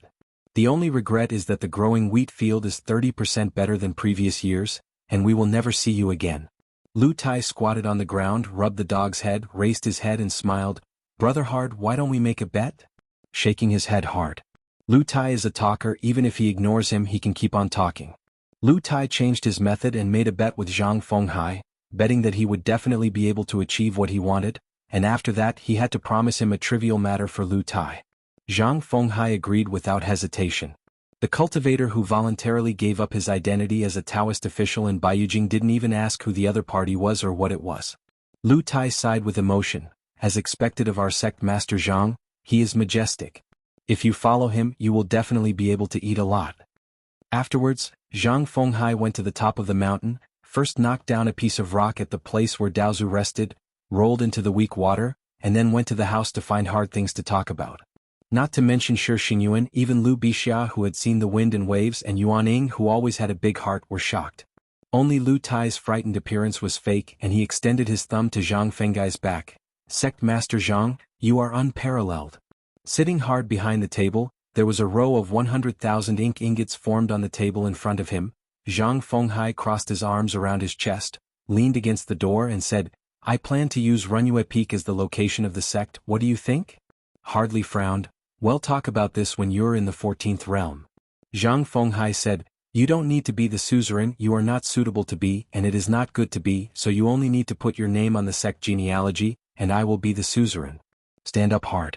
Zhang Fenghai smiled and said, don't be angry first, after Deus's dispersal, there will be a change in the world of Qingming.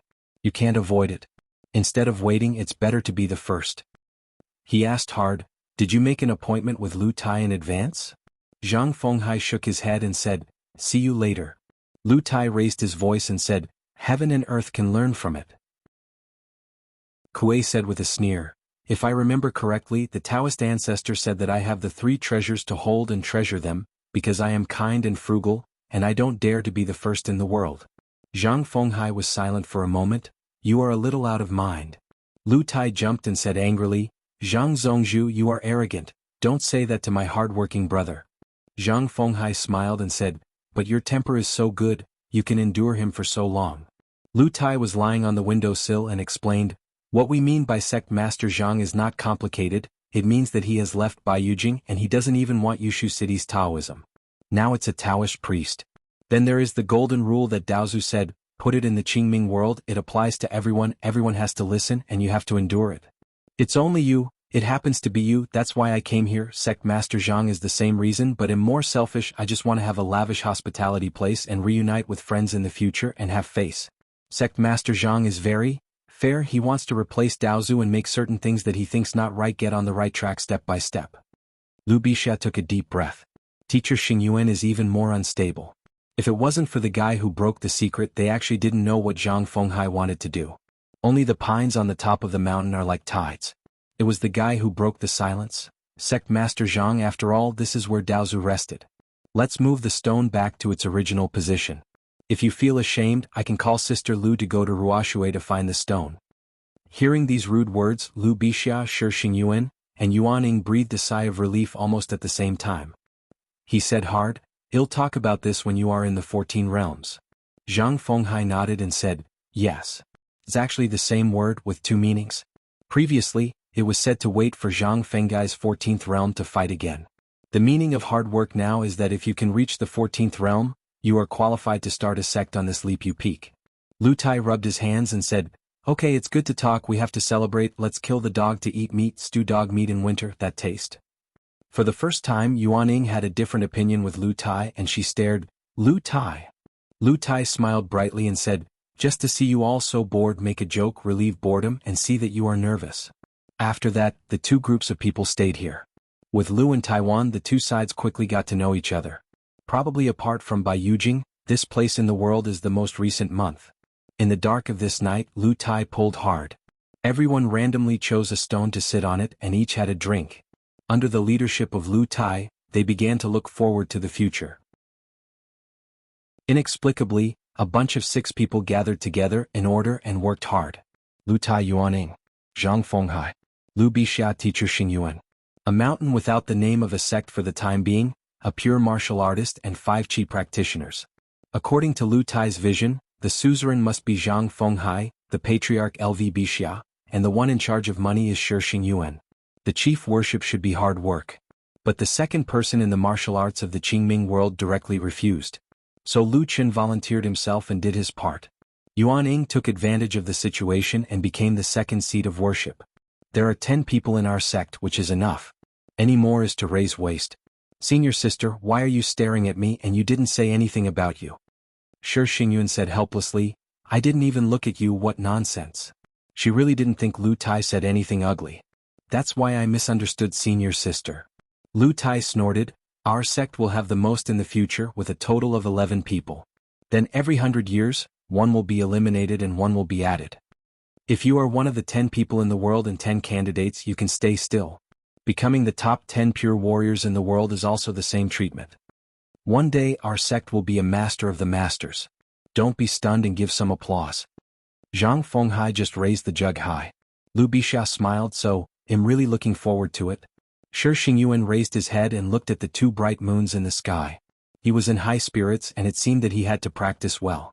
Only Yuan applauded vigorously. As a result, Lu Tai said something unpleasant. Senior sister, such a bright moonlit night makes your skin darker. Shi Xingyuan laughed angrily. You always have trouble with me, you only know how to pick up soft persimmons, and you have the ability to talk about Lu Bixia. Lu Tai said embarrassedly, this statement is a little too charming, and it's easy for people to misunderstand. Shi Xingyuan sneered and said, you can only talk about things. Lu Bixia nodded and said, seriously, I guess I'll have to say, let me rest for a while without a second effort.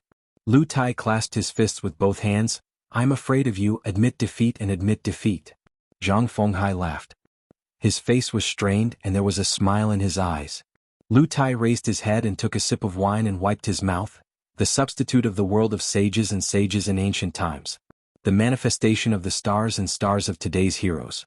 Tonight is fortunate to drink with you, not enough, far enough, meet this month and this day after 1,000 years. Drink again, he'll get drunk first. Slam. It turned out that Lu Tai fell asleep on his back. Yuan said embarrassedly, my husband, the wine is very good, and the amount of alcohol is average.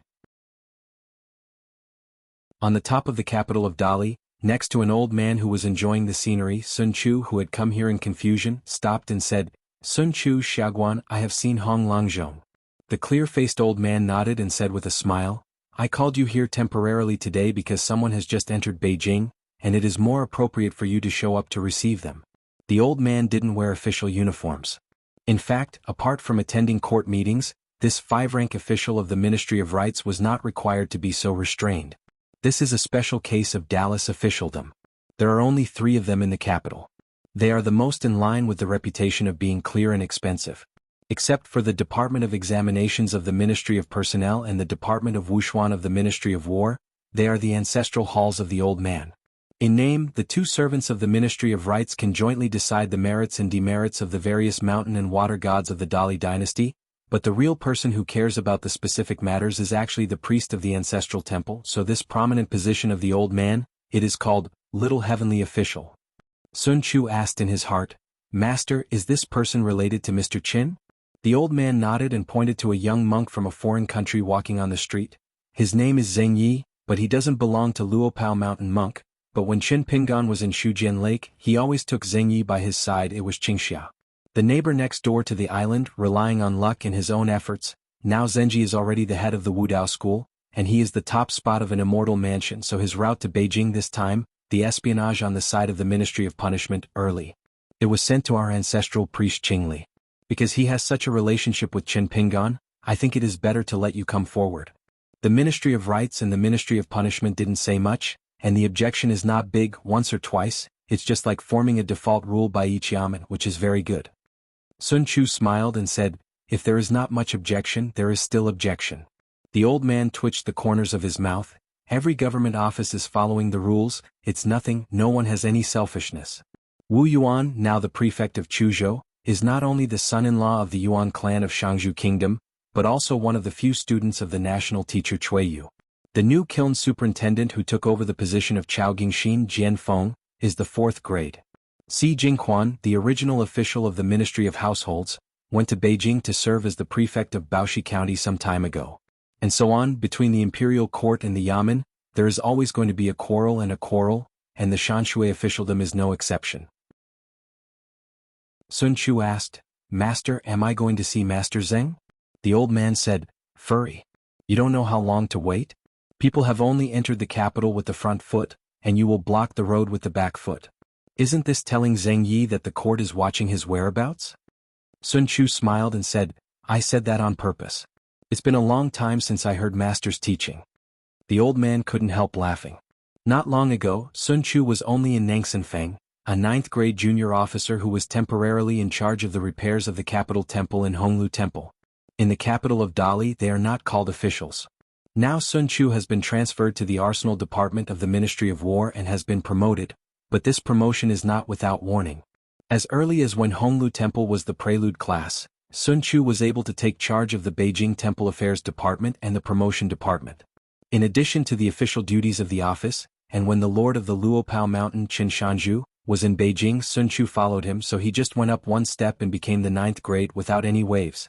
That's why Sun Chu's preacher, when the old man was drinking with his disciples on the Changpu River, would make a joke. Master Qin Shan is still not upright, and he doesn't know how to say hello to the officials. Otherwise, I will be sorry for the official prestige of Lord Yingguan. Jokes aside, in the opinion of this old man who has been in charge of the ancestral hall of the Ministry of Rights for many years, Sun Chu, a young man, is destined to continue to circulate among the various ministries and government offices of the imperial court, starting with Honglu Temple. In the future, each position will not sit for long as 3 or 5 years, as short as 1 or 2 years. Of course, the rank will get higher and higher. This involves an inside story that Sun Chu is still not clear about. In fact, it is a promotion picture, arranged by the national teacher Cui Yu long ago. Sun Chu's intuition was correct. Cui Guosher, who likes to see many little things in person, not only knew him, but also kept staring at him. Sun Chu once said unintentionally, saying that he was a poor ghost who can't keep money. He is a reincarnated. Therefore, the Dali court will always send the poor. Therefore, Sun Chu, who was born in the 2nd-class Jinshi, stayed in the famous Qingshui Yamen of Honglu Temple for so long. The old man once asked Cui Guosher personally, was it really useful? Cui Yu replied with a smile, it must be useful, although it is not very useful, but after a long time, it is still quite impressive. Sun Chu bowed his hands and said goodbye, but the old man nodded in greeting. On the street, Zheng tucked his parcel across the street, took a walk alone, and admired the bustling scene of Dallas capital. Zheng Yi was talking badly, so he asked Ma Di not to go to Beijing with him. Ma Di began to look for all kinds of reasons that were not reasons. What Zheng sect master is after all a ghost cultivator, so unpopular on the mountain, you are going to the first good place of the Dali dynasty without her help. You are a clumsy idiot, you can't explain things clearly, trivial things can easily become big things. Zheng Yi can't laugh or cry. The Wudao school is the official school recognized by the Dali court and recorded by the Ministry of Rights. In addition, Zhenji also has a peace and no problem card. Although it is the last class, it has a high gold content. It is really a kind of peace and no problem in this Aquarius, and everything will be fine.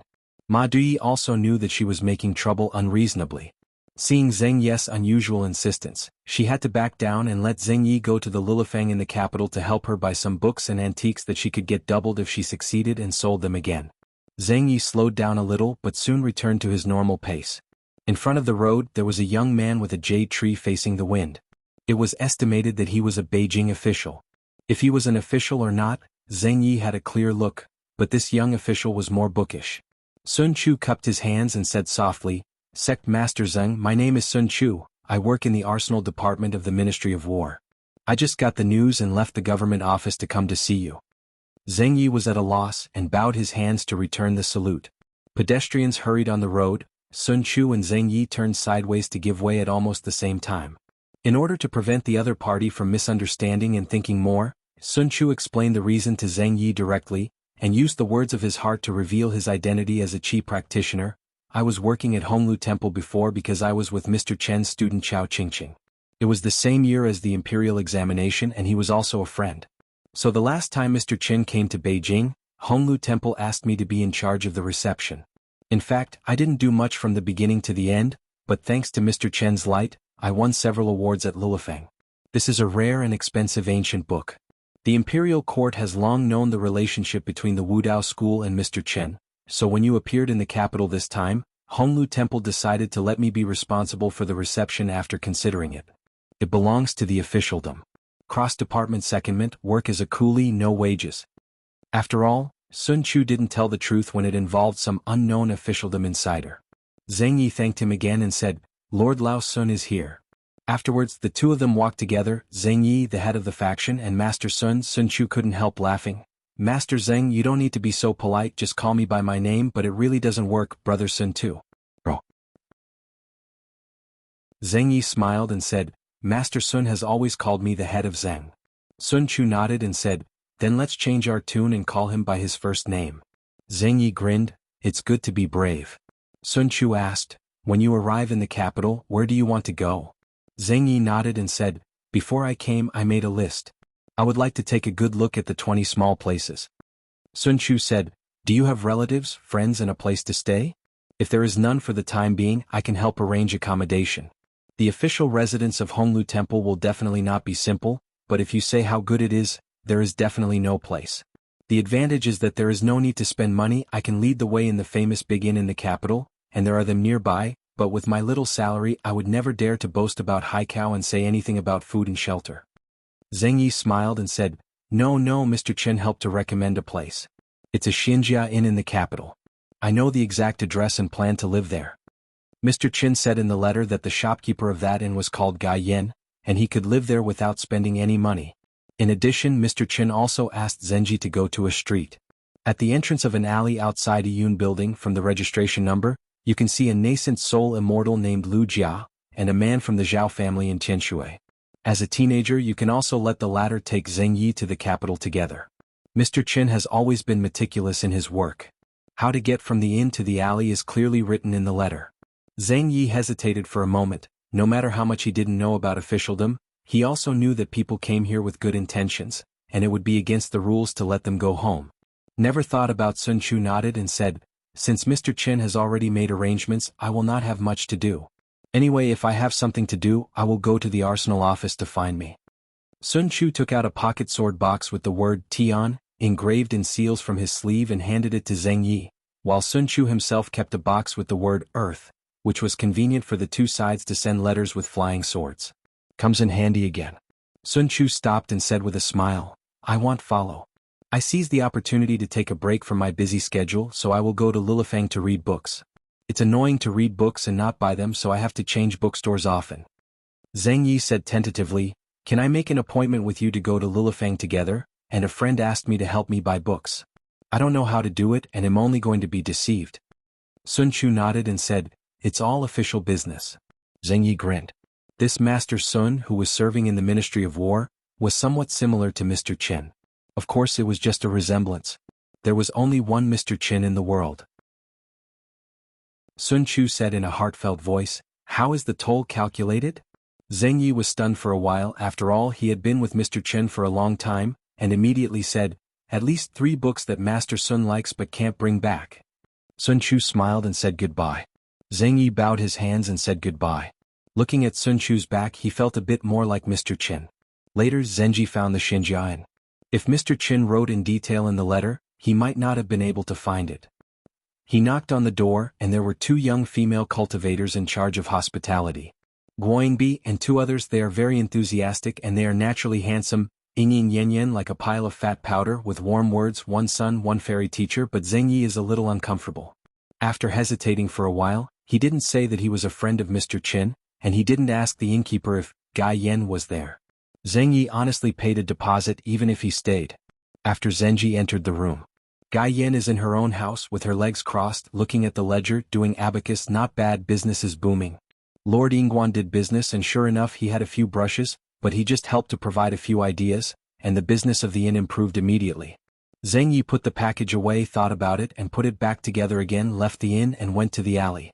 In the alley outside the building, the master and the apprentice Lu Jia and Zhao Duanming had nothing to do, just in the snail shell dojo, one drinking and the other eating peanuts in salt water. The old man was a little regretful. Since Qin Pingan left the capital, his alley has not been so lively. It was Wenxing who first came here in person, and neither the teacher nor the apprentice recognized it. Later, Li Xing also came. Thanks to Zhao Duanming's eyesight, he was probably struck by lightning too much, and with his cleverness the old Yuan Ying didn't have any rudeness. After that, more characters came one after another. Some old people didn't dare to dream and some were faces they didn't know. For example, on the side of the alley, there was a Li Shixing who claimed to be from Huaihuan County, Langzhou, and was from the same town as Qin Pingan. So what? Bar. Before that, there was a burly old Taoist priest with a small attendant, a young Taoist boy. These two Taoist priests who looked like masters and apprentices sneaked into the alley. Could Lu Jia not stop them? Must be stopped. Of course, there is Mr. Zheng from Beidasheng. Fortunately, the old cultivator has seen a series of big winds and waves, and the realm is not high, but he has a successful cultivation heart and a soul of nascent soul honed to a rock. After Zheng Juzhong left, one old and one young, the master and the apprentice looked at each other with big eyes and small eyes. At that time it was the old man who said, "Duanming, you seem to be a little nervous. When you address Mr. Zheng, your teeth seem to be chattering?" The teenager didn't refute anything, just pointed at the old man's forehead. "Master, quickly wipe off the sweat, it's raining." Today the old man picked up a salted peanut and threw it into his mouth and said, "Duanming, you do the math. What big man hasn't come to our place to order Mao?" The young man squatted on the ground and said angrily, "Master, please still click Mao. You have been a little swollen recently. Restrain yourself." The old man took a sip of wine and snorted, "Someone is coming. Duanming, keep your eyes open. Is it some amazing person on the top of the mountain?" Zhao Duanming turned his head and saw that it was a young monk with a lot of dust. He shook his head and said, "I don't know. Anyway, there is no one for the statues hanging in the Confucian temple and the martial temple." The old man snorted, and when the young man lowered his head and reached out to grab the salted peanuts, there was not one left. Zheng Yi stood at the entrance of the alley, cupped his hands and said, "Zheng Yi of the Wudao school, used to be with Mr. Chen for a while, and Mr. Chen asked me to come here to find Master Lu and Xiaoxian." When Lu Jia heard this, he was in a good mood. Qin Pingan was a good guy. He knew that in the capital he could handle it, so he asked his friends to come here to say hello. When the ban on the dojo was opened, Lu Jia stood up, returned the salute and said with a smile, "Little brother, come in and talk." Zheng Yi stepped into this white jade dojo, and according to Mr. Chen's explanation in the letter, he told the old immortal master about his plans for this trip to the capital. Zhao Duanming was very happy, and suggested that all Zenji Lai came and Ichi Lane and Cheer Street, which were not on the list, could go shopping together. Although it was not interesting, it would be even more boring if you didn't go there. Lu Jia stroked his beard and asked with a smile, "Zenji, where do you plan to live?" Zheng Yi said it was the Xinjiang. Lu Kao wondered, "So rich, you went there to spend money? Now the capital is talking about that place, the pigs that kill monks from other villages. You have to take it easy." Zhao Duanming nodded vigorously, "Brother Zheng, it's true. I heard that there used to be a bleak situation over there, but now I don't know why, but it's amazing, killing pigs to death." Zheng Yi didn't know how to answer for a while. Lu Jia said, "It's weird. The last time Qin Pingan came to the capital, he didn't live there. How did he trick you into spending money over there? Is there a bonus?" Zhao Duanming said in a low voice, "It's not so. Brother Qin is a scholar of the bright wind and the moon." Zheng Yi quickly changed the subject and asked, "Master Lu, dare to ask where Mr. Qin lived last time?" Lu Jia lifted his chin, It's just a few steps from here, the market inn. It's a bit shabby, but it doesn't cost a few dollars. I think Qin Pingan is very used to living there. Zhao Duanming smiled and said, I heard from the shopkeeper Lu that Brother Qin also bought a piece of porcelain from him. Zheng Yi became more curious, thought about it and said, I'll go over there to see. Lu Jia nodded and said, when you get here just do whatever you want. Duanming looks stupid, but in fact he is not bad. Just remember to walk with him on the road, be careful especially when it rains and thunders, try to stay away from this child as much as possible. Farther. Zhao Duanming said angrily, Master, are you the one who kills your disciples like this? When did you get struck by lightning and accidentally injure others? Ah. Lu Jia nodded, that's right. Zheng Yi was confused but he still clasped his fists and left. When Zhenji left the dojo, Zhao Duanming patted his head and remembered one thing. I almost forgot, I promised to find a book for that girl's film Worry. Don't talk about the capital, booksellers around the outside have long since not engraved such a book. This travel note, where can I go to find it? Chao Gingxin, this bastard, said it was good and said that he would definitely help me find it. So far there is no news and it is unreliable. Zheng Yi quickly found the inn, and the old shopkeeper was cleaning the counter with a feather duster. The shopkeeper surnamed Lu saw the young man at the door and asked with a smile, Guest officer, do you want to stay in the store? Zheng Yi has carefully looked at the front hall of the inn, except for the china on the counter, there seems to be nothing out of the ordinary. Passing by. The old shopkeeper nodded and said, It's okay. Since the door is open to do business, those who come are customers and those who leave are also customers. On the other side of the alley, a guy with an oily wine gourd hanging from his waist leaned against the wall of the alley, raised his hand, shook an old book and said with a smile, Zhao Duanming, come here to kowtow to Brother Chao. Zhao Duanming grabbed the book and said, Thank you so much. It took so long to finish such a trivial matter. How can you be a servant? Your uncle. It turned out that the young man was right when he discovered that the book only had the cover, and that it was a book of sages. Chao Gingxin hiccuped and stretched out his hand to hold the boy's head. Okay, I happened to meet you on the road, that book has been given to Miss Lu. Zhao Duanming was suspicious. Really? Chao Gingxin patted the boy's head. While playing in the mud, I have a serious talk with your master. Zhao Duanming stumbled and thought about it. He felt that Chao Gingxin would not play tricks on him if he was not a man. Then the young man saw the who said he was going to talk about business, and started to hang on his shoulders with his master, drinking wine. Zheng Yi apologized slightly and walked out of the inn. Now that all the money has been spent, Zheng Yi is still going to stay at the Xianxia Inn. On the street, there was a young girl walking in high spirits. She was reading a book while walking. Haha, finally got it. I've been thinking about books for so long. Although I have actually read the content of this landscape travel note for a long time, can it be the same if there are books or not? I used to go to the bookstore with my friends to read a few pages today and a few pages tomorrow. The girl who was away from home all day was worried that she would enter the shop, and she would have to be disciplined by her father, or maybe she would need a feather duster to serve her, so she simply squatted by the wall and flipped the book. The girl stretched out a hand to block the sunlight, so that the reading would not be too dazzling. She was fascinated, and after reading many pages in one breath, she finally realized that something was wrong. It seemed that the sun was gone. She rubbed her eyes and looked up, only to find a strange man standing nearby. It seemed that his shadow just blocked part of the light, but it didn't delay her reading through the sunlight. In fact, most of her thoughts were still immersed in the landscape story of the novel, so she was still a little confused when she raised her head. In the past, her first thought would be to meet Deng Tuzi, but after meeting the customer of her own shop last time, she felt that it was not good to misunderstand others like this. When a girl is reading a book, she likes to mutter and talk to herself, and she will say that the Qin Pingan in the book is too romantic. How can you like a girl when you see it? But girls like to read books by jumping through the pages. Anyway, the content and plot have long been familiar to her heart, so she will choose those passages that are deeply remembered, which may be some beautiful sentences, such as the wisdom of this life in the book. Fu, I went to study in this life. I saw it again today since it is already her own book. The girl gently folded the page, or it may be some content that will make you sad when you look at it, such as in the story near the end of the book. The boy who practiced ghost Taoism in the book has never told the girl he loves that he actually likes her. The girl blinked. The strange man for some reason kept turning his head, looking across the street for a long time. From Shujin Lake all the way to this day, the former teenager who came here is now straining his face and trying hard not to look at her. It may be her face full of tears for fear of scaring her. Maybe it's because I don't know how to open my mouth, so I almost passed by. The girl closed the book with a snap and sighed, but unfortunately there is no sequel to this book. Then she didn't even know that boy. Did she find the beloved girl Sue? She stood up and tiptoed to go home, but after a moment of hesitation, the girl still said in a low voice and thanked the strange person. The man raised his arm about to wipe the sweat, coughed a few times, turned his head to look at her, and the first sentence he said was, "Dare to ask this girl, is there an inn nearby?" The girl was stunned. "What should I do?" "Don't be a fool. Just a few steps away, can't you see the signboard of your own inn?"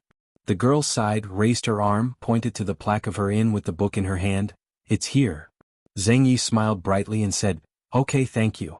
The girl always felt that this matter was mysterious. After thinking about it seriously, there is. In no hurry to go home, she pretended to walk along the wall in the opposite direction of the inn. Xianxia walked towards the inn and turned his head, just as the girl turned her head. Xianxia stopped and said hoarsely, "My name is Xianxia." The girl blinked. "Is it the same name as the Xianxia in the book?" The girl hesitated for a while, then turned towards him, waved the book in her hand and said with a smile, "It's a coincidence, the inn is my home." Xianxia nodded vigorously, "It's a coincidence." Inside and outside of the book they were reunited after a long absence. Sword of Coming Chapter 1041.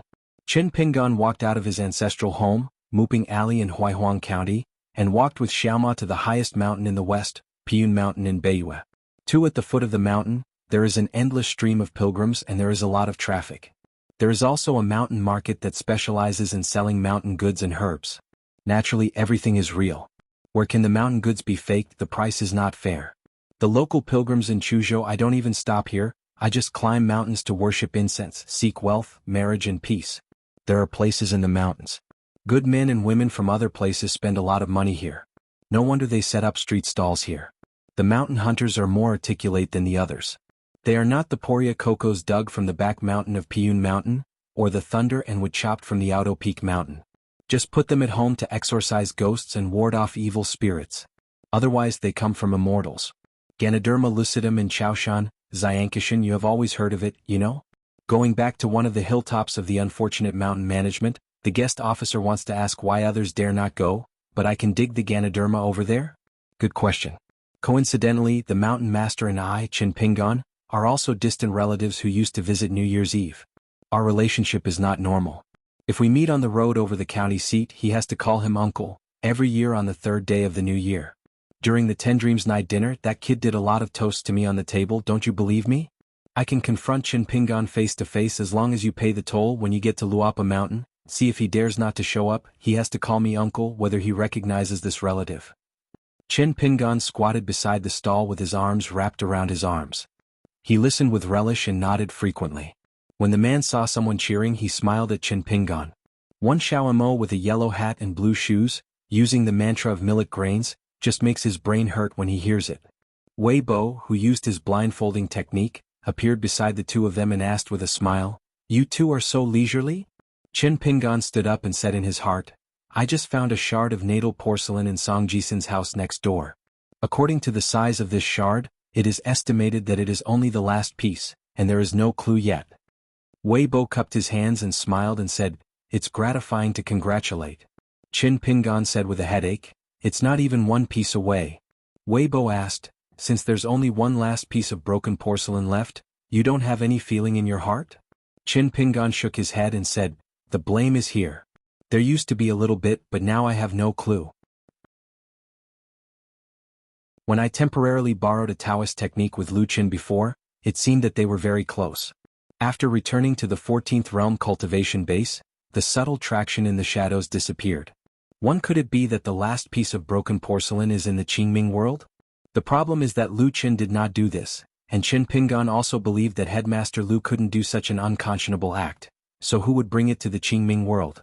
Qin Pingan smiled and said, "Don't talk about this. Wei Shanjun has thought about the name? Talk about this at the wine table." Wei Bo didn't take them up the mountain, but went to a wine shop in this small town, at the foot of the mountain. It was run by Huang Ernyang. She hired someone to look after the shop and belonged to the semicolon. Her son, Bai Shang, was a recognized child prodigy. A genuine seed of reading. I once studied for a few years in the school opened by Chen's in Longweixi, and now I have a reputation and I went to another place to study, and my future prospects will not be small. I can't say that I will go back in a few years. Went to the capital to take the exam, and turned around and turned into an official man. The wealthy Huang Ernyang had already made it through, but she didn't think about finding a man all these years. In the local dialect, the man who was recruited by the widow was called Pin. Earlier, the drunkards thought that Zheng Dafeng, who was watching the gate from the east, had this opportunity. Who would not know that when Zheng Dafeng drank on credit every time? Don't listen to Huang Ernyang's snarky mouth at that time, just look in the woman's eyes. There is brilliance, but there is no sign of drinking after procrastinating for so many years. Today Huang Ernyang was watching the business in this restaurant in person. Wei Bo picked a wine table and asked the woman from MILFs for 3 kilograms of the best wine, and laughed softly, since she knows that Zheng Dafeng is returning to his hometown. Now I come here often, and indirectly help Shanjun Mansion's rights and system department to save a lot of wine on the mountain. I have to take care of the business here, Mr. Mo, later. If you have trouble, you have to settle the bill. I am afraid that Lord Qin Shanju will use the excuse to go to the toilet, and the time spent in the urine will be gone. Xiao Mo nodded and agreed, and then helped to explain, this is Brother Weiss' misunderstanding. My son drinks boldly at the wine table, and the checkout is even more unambiguous. Wei Bo smiled and said, oh? How come I only heard that the second shopkeeper is at the Great Wall of Sword Qi, and he is the best at persuading drinks at the table? They don't take credit at all? Chen Pingan smiled, suffocated himself for half a bowl of wine, pursed his lips and said softly as usual, it's not that I never give credit, I secretly made an exception twice. There are only 2 exceptions. After that, if the wine shop wants to make an exception to whomever it will give credit, there is no chance. The wine table and wine bowls and drinks in the small wine shop are always there. Chen Pingan took the initiative to change the subject and asked, isn't the God Number night tour? Wei Bo said, it's not a night tour, I'm going to make up my own name Lingza. As for the booklet, I added more than 30,000 words, the signature is enough, you are at the wine table today, you have to promise me this, I'll return the booklet to you, otherwise my friends won't have to do it in the future. Chen Pingan, don't think I'm joking, I'm taking this very seriously. Chen Pingan nodded, Wei Shan is a big monarch, I dare not refuse. Wei Bo stared and said, it's not true, is it? Chen Pingan hurriedly raised the wine bowl and said, Piyun Mountain has not been sealed by the Confucian Temple and given the title of sovereign god to Wei Shan. His temperament is good and it will be good in the future. Are we poor relatives still hanging out? Xiao Mo nodded, followed by raising the wine bowl without any nonsense, doing it first and drinking it all in one go. Xiao Mo said, don't forget about wealth and honor, Wei Shanjun shouldn't. Wei Bo picked up the wine bowl, bumped with Chen Pingan, turned his head to look at Xiao Mo and said helplessly, Xiao Mo, don't learn from this kind of person. If you drink well, the wine is too bad. I don't advise you on the wine on the table, I don't treat you as a friend, I don't have a relationship, and drinking is drinking water. You don't respect my wine, you just don't treat me as a brother. Listen, are people saying this? Chen Ping's placement was like a deaf ear, just silently reciting the word Lingza. According to the interpretation of words, Lingza means the anointing of the sky, which can be used as a metaphor for the virtuous politics of a country. Before Wei Bo served as the landmaster of Chiduan Mountain, he was the Daiyue Mountain King of Xinshui Kingdom, a great dynasty of the ancient Shu land.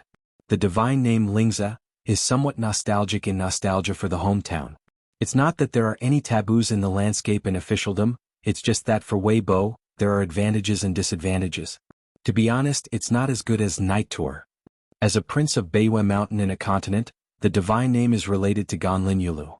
Moreover, once Wei Bo chooses this divine title, he will be completely tied to Dali Song clan. After all, half of the mountains and rivers in a continent are the land of Dali. It means that if the Dali dynasty has a long period of peace and prosperity, and the politics is clear and bright, Wei Bo will benefit. But if the Dali Song clan encounters a situation where the emperor is confused and the government outline is not upright in the future, the pure golden body of Shanjun Wei Bo, naturally, it will be affected to some extent. So Chen Pingan asked again, have you really thought about it? Wei Bo said, as a mountain lord with a divine name in water, wouldn't it be the best of both worlds? Chen Pingan smiled and said, if Wei Shanjun explained it like this, it would make some sense. Now that Wei Bo had made up his mind, Chen Pingan stopped pointing fingers, bumped the wine bowl and drank the wine in each bowl. Chen Pingan said, His Majesty the Emperor will be very surprised, pleasantly surprised. He will feel that the trust and support he has given to Pai Yunshan for so many years has not been in vain. Wei Bo smiled and said, "To put it bluntly, Your Majesty will be glad that you didn't raise an unfamiliar white-eyed wolf?" Qin Pingan complained, "This is too ugly to say. If you don't belittle yourself like this, hurry up, punish yourself for a bowl and fill it up quickly." Wei Bo looked at Xiao Mo. "How is your son's ability to persuade him to drink? Did I misunderstand him?" Without saying a word, Xiao Mo drank a bowl first. Young master's words, persuading wine is persuading wine, and it is also reasonable. Wei Bo tutade, "Master Qin Shan, find a servant like this for me too?" Qin Pingan took a sip of his wine and snorted, "One of a kind, no semicolon." Xiao Mo was happy to hear it, so he wanted to learn from Zheng Dafeng and mention one to his son. As a result, Qin Pingan immediately signaled him not to fight. Xiao Mo silently transferred the wine bowl and turned towards Wei Bo. "I will mention one first, but Wei Shanjun will not mention it. I mention how much I would like to drink and whether I would drink a full one. It all depends on the depth of our friendship." Wei Bo didn't get angry. "My dear, you two are smashing the field together. Have you forgotten whose territory is here?" Qin Pingan shook his palm, motioning Wei Bo to stop dawdling. "Just have a drink, you're the one who talks a lot." Wei Bo smiled angrily, "Little Imo, I don't see you outside. I'll leave the words here today. If you persuade me to drink, I will drink it. Anyway, every time we drink, our friendship will be shallower." Xiao Mo was a little for a while. Qin Pingan smiled and said, "What are you afraid of? The friendship between the two of you is as deep as the sea. If you want the wine glass to bottom out, you have to drink several wine shops one after another. Wei Shanjun is using the aggressive method with you." Wei Bo was speechless for a moment, so he raised his hands and clasped his fists to beg for mercy. Qin Pingan asked with his heart, "Now Yanghua, the Marquis of Changchun of Chidu, is she born similar to you and belongs to the reincarnation of a from the old Xinshui kingdom?" Wei Bo smiled but said nothing. Qin Pingan didn't ask any more questions. Wei Bo tutade, "That Uncle Qin from your family is fine, but he wasn't enjoying himself drinking, so he took a few friends here to hang out at the foot of the mountain, just had an early drink here, and he almost let me show up with a loud voice. Help with hospitality." The boy in Xingyi swaggered and brought 3 friends, a dragon slayer from the 14th realm, a flying Xiazhou realm, and a sword immortal in the Jade Purity realm. Obviously following him, Wei Bo. Qin Pingan smiled and said, "Who told you to let him have a few closed-door meals back then, and you felt aggrieved in your heart? But I have to clarify with you, believe it or not, Jing Qing is on my side and he never said a word to you. No, I didn't even say a word of complaining. Instead, what I said were good things. You didn't know the scene. While you were full of grievances, you had to hold your nose and say good things about you. It was hard for him." Wei Bo was surprised and thought that Qin Lingjun, the little bastard, would be on his master's side, and would only complain and say bad things about himself. Xiao Mo nodded and said, "Jing Qing is on Luopao Mountain, and he only said that he is on my side. He also never said that Wei Shanjun is not. He only said that he is your friend for many years, just like a brother who has been separated for many years and reunited, and the relationship is good. Already." Wei Bo rubbed his chin, feeling a little guilty. Wei Bo suddenly said, "Your Majesty, who left the capital in advance, changed the established route. Instead of returning to the capital, he chose to continue south. Now he has entered the boundary of Yunzhou, and depending on his posture he will go to Suian County, Yenzhou Prefecture. Looking for you." Qin Pingan hesitated for a moment and said, "You should not know about this kind of thing in the future. The teenager who used to drink secretly and alone, later on the second shopkeeper's wine shop table and roadside, probably like the rivers and lakes of the children in Xingyi, drinking separately and enjoying various tastes, except that there is no making friends embarrassed drink." Wei Bo smiled and said, "The old coachman who stayed in Yuzhang County is just like the motionless firefly in the courtyard. I don't think it's hard to see." Qin Pingan said, "This is also a reason? Do you have the ability to find a worse one?" Wei Bo raised his wine bowl and said in high spirits, "I want to drink, do I still need an excuse?" Qin Pingan hurriedly raised his butt, held the bowl with both hands and said flatteringly, "That's a good word, it's the best thing to do at the wine table. Xiao Mo, don't be stunned, we must accompany Wei Shanjun. Go 1. Yenzhou Prefecture in Yunzhou, Suian County. The green hills are continuous, the green water is flowing, the fields and ridges are stretched, and the mountain flowers are about to burn." The sun was just right, and in the drying field outside the gate of the village's pulping workshop, there were lumps of pulp all over the place as white as bright silver. Donkeys were pulling the mill, pulling the idle sky. The little girls bulging and plump buttocks, the men swallowed their saliva, and their voices became a little louder. The old man sat in the shade of the eaves, smoking a dry cigarette, mentally calculating the amount of rain since the beginning of spring, thinking about a year. The harvest, the door is pasted with the characters of blessing and spring festival couplets written by the grandchildren. The pen is immature, but it is full of vigor. On the road, someone carried 2 oblate bamboo cages on their shoulders, with fluffy chicken cubs clustered in them, chirping. The 2 carriages slowly passed by the boundary marker on the border of the 2 counties, and a Wenchang pagoda could be seen in the distance. On the bank of a tributary of the Shime River, there is a pavilion with black tiles and white walls on the side of the road, and someone is already waiting here. Next to the pavilion, there is a 100-year-old torreya tree, like a huge umbrella cover, which just covers the small pavilion for people to rest. The 2 great Li officials in the pavilion, Pei Tong and Chu Liang, both hold important positions. They are the governor of Yunzhou and the general, who belong to the top military and political leaders of a local prefecture. On their trip this time, they left the heavily guarded government office with only one entourage. According to the law of the Great Li, the imperial court will provide these senior officials in charge of the frontier with a different number of cultivators who follow the army and serve the latter. A casual official who is temporarily granted as secretary officer, outside the official position, can receive 2 stipends. This is not a gimmick. After the war in Aquarius, the number of assassinations against important officials in the southern states of Dali over the years has been over 100. The assassins include the remnants of the wild demon clan who failed to escape from Aquarius. There are also some monks from various countries who are full of hatred for the Dali Song family. Regarding the latter, the Dali court had already come to a conclusion in the hands of the national teacher Chuiyu, and they could not implicate their family or anger the vassal court. The 2 cultivators were sitting at the entrance of the Xingting pavilion. They were very young in appearance. They were from Tongtian River in Jinwu Mountain and Dezhonggu in Fengxue Temple. This time, Pei Tong and Chu Liang, 2 important civil and military officials who started from poverty, received a secret order not long ago, asking them to find a place to pick them up at the border of Suian County today. The 2 carriages were parked on the side of the road, and Emperor Song he lifted the curtains and waved his hands, indicating that Inspector Pei and General Chu did not need to be more polite. Since he was not in the front and harem of the capital, the Emperor Song he was very casual. After reaching out, he rubbed his buttocks and joked, "This ride on a horse carriage is so frustrating." Pei Tong immediately understood that the official road in Yenzhou mansion under his jurisdiction had to be repaired. Song he didn't mind Pei's thinking too much and walked straight into the pavilion. The 2 secretaries and the emperor bowed to each other. Song he smiled and called out their names and chatted casually. Lifting his robe, Song he sat casually on the long stone bench in the pavilion. The wall next to the river had a big hole and the breeze was gentle, but it was a bit cool. There were some charcoal graffiti of rural children on the wall.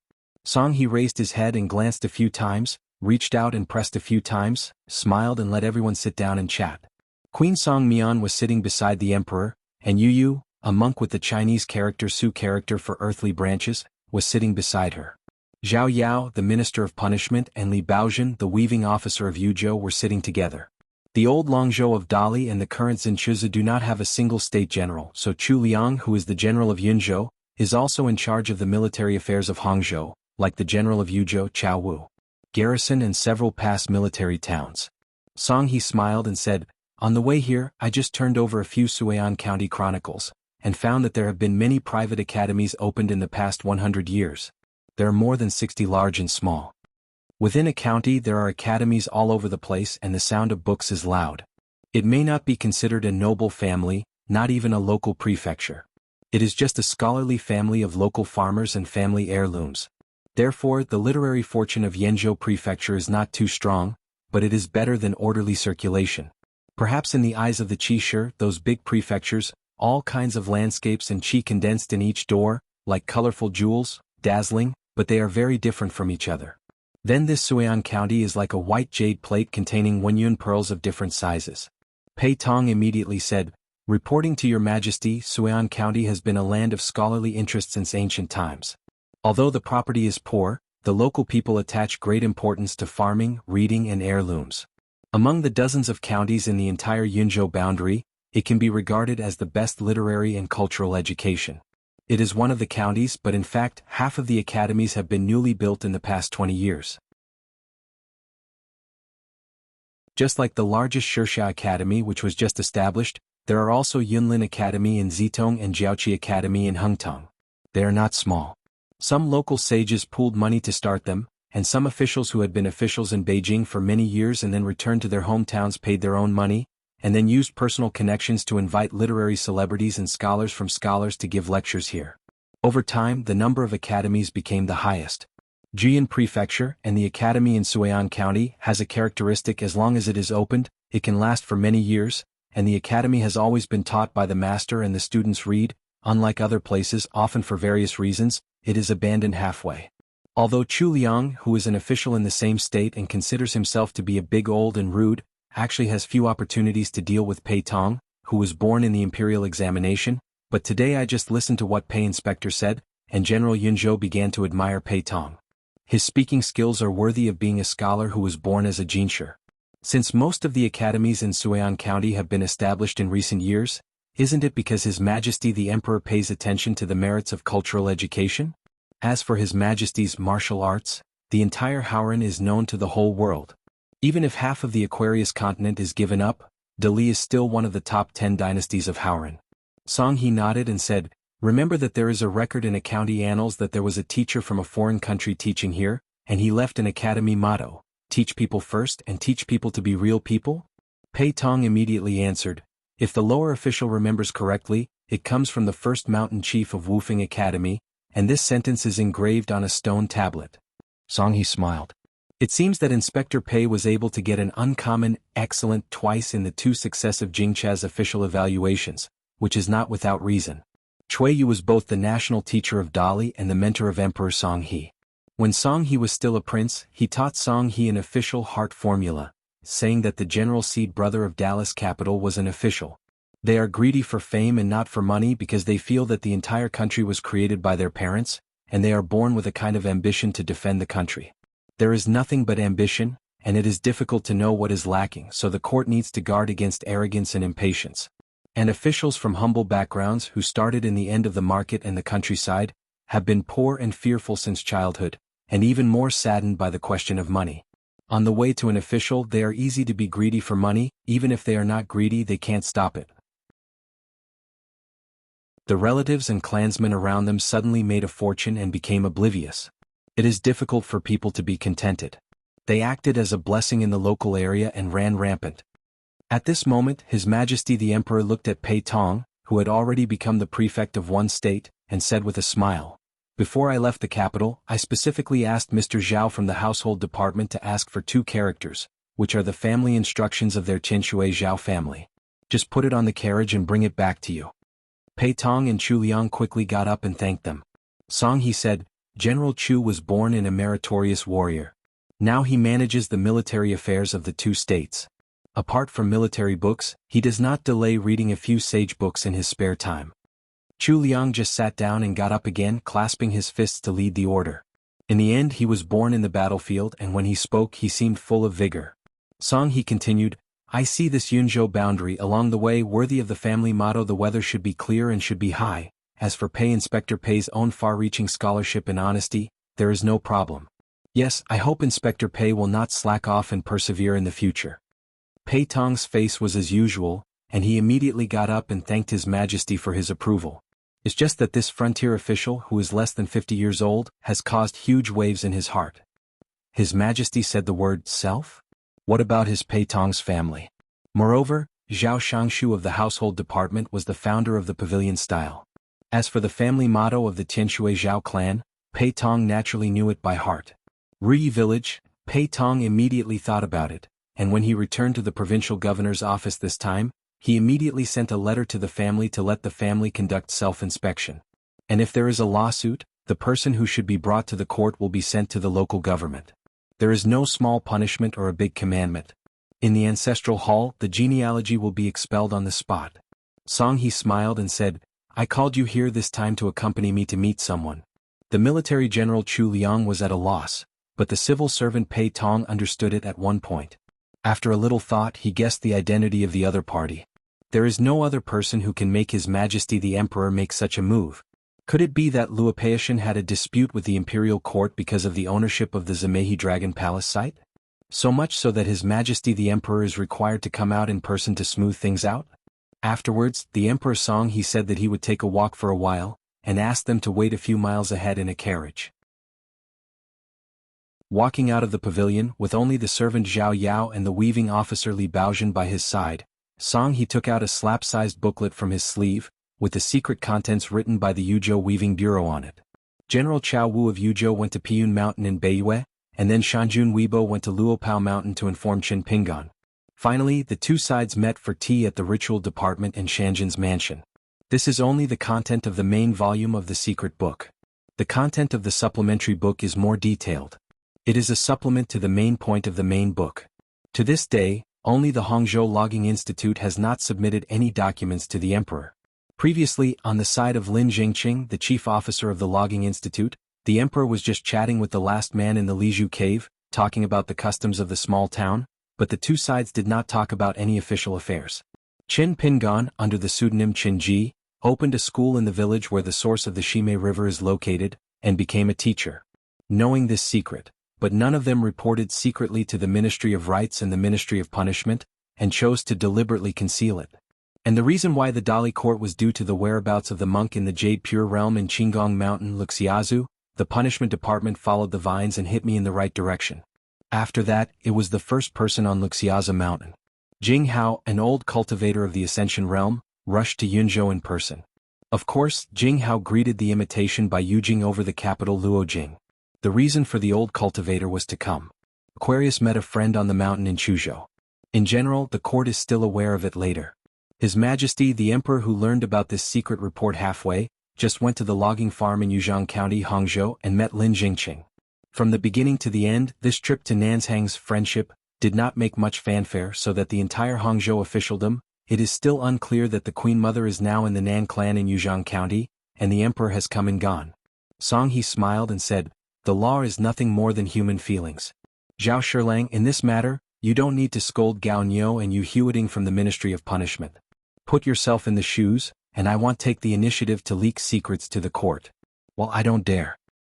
Regarding the first river Gao Brewing of Shimei River, Piyun Mountain Shanjun Mansion, which is in charge of the entire Beiyue landscape and spirits, and Dali Libu Temple, there are long comments and the content is the same.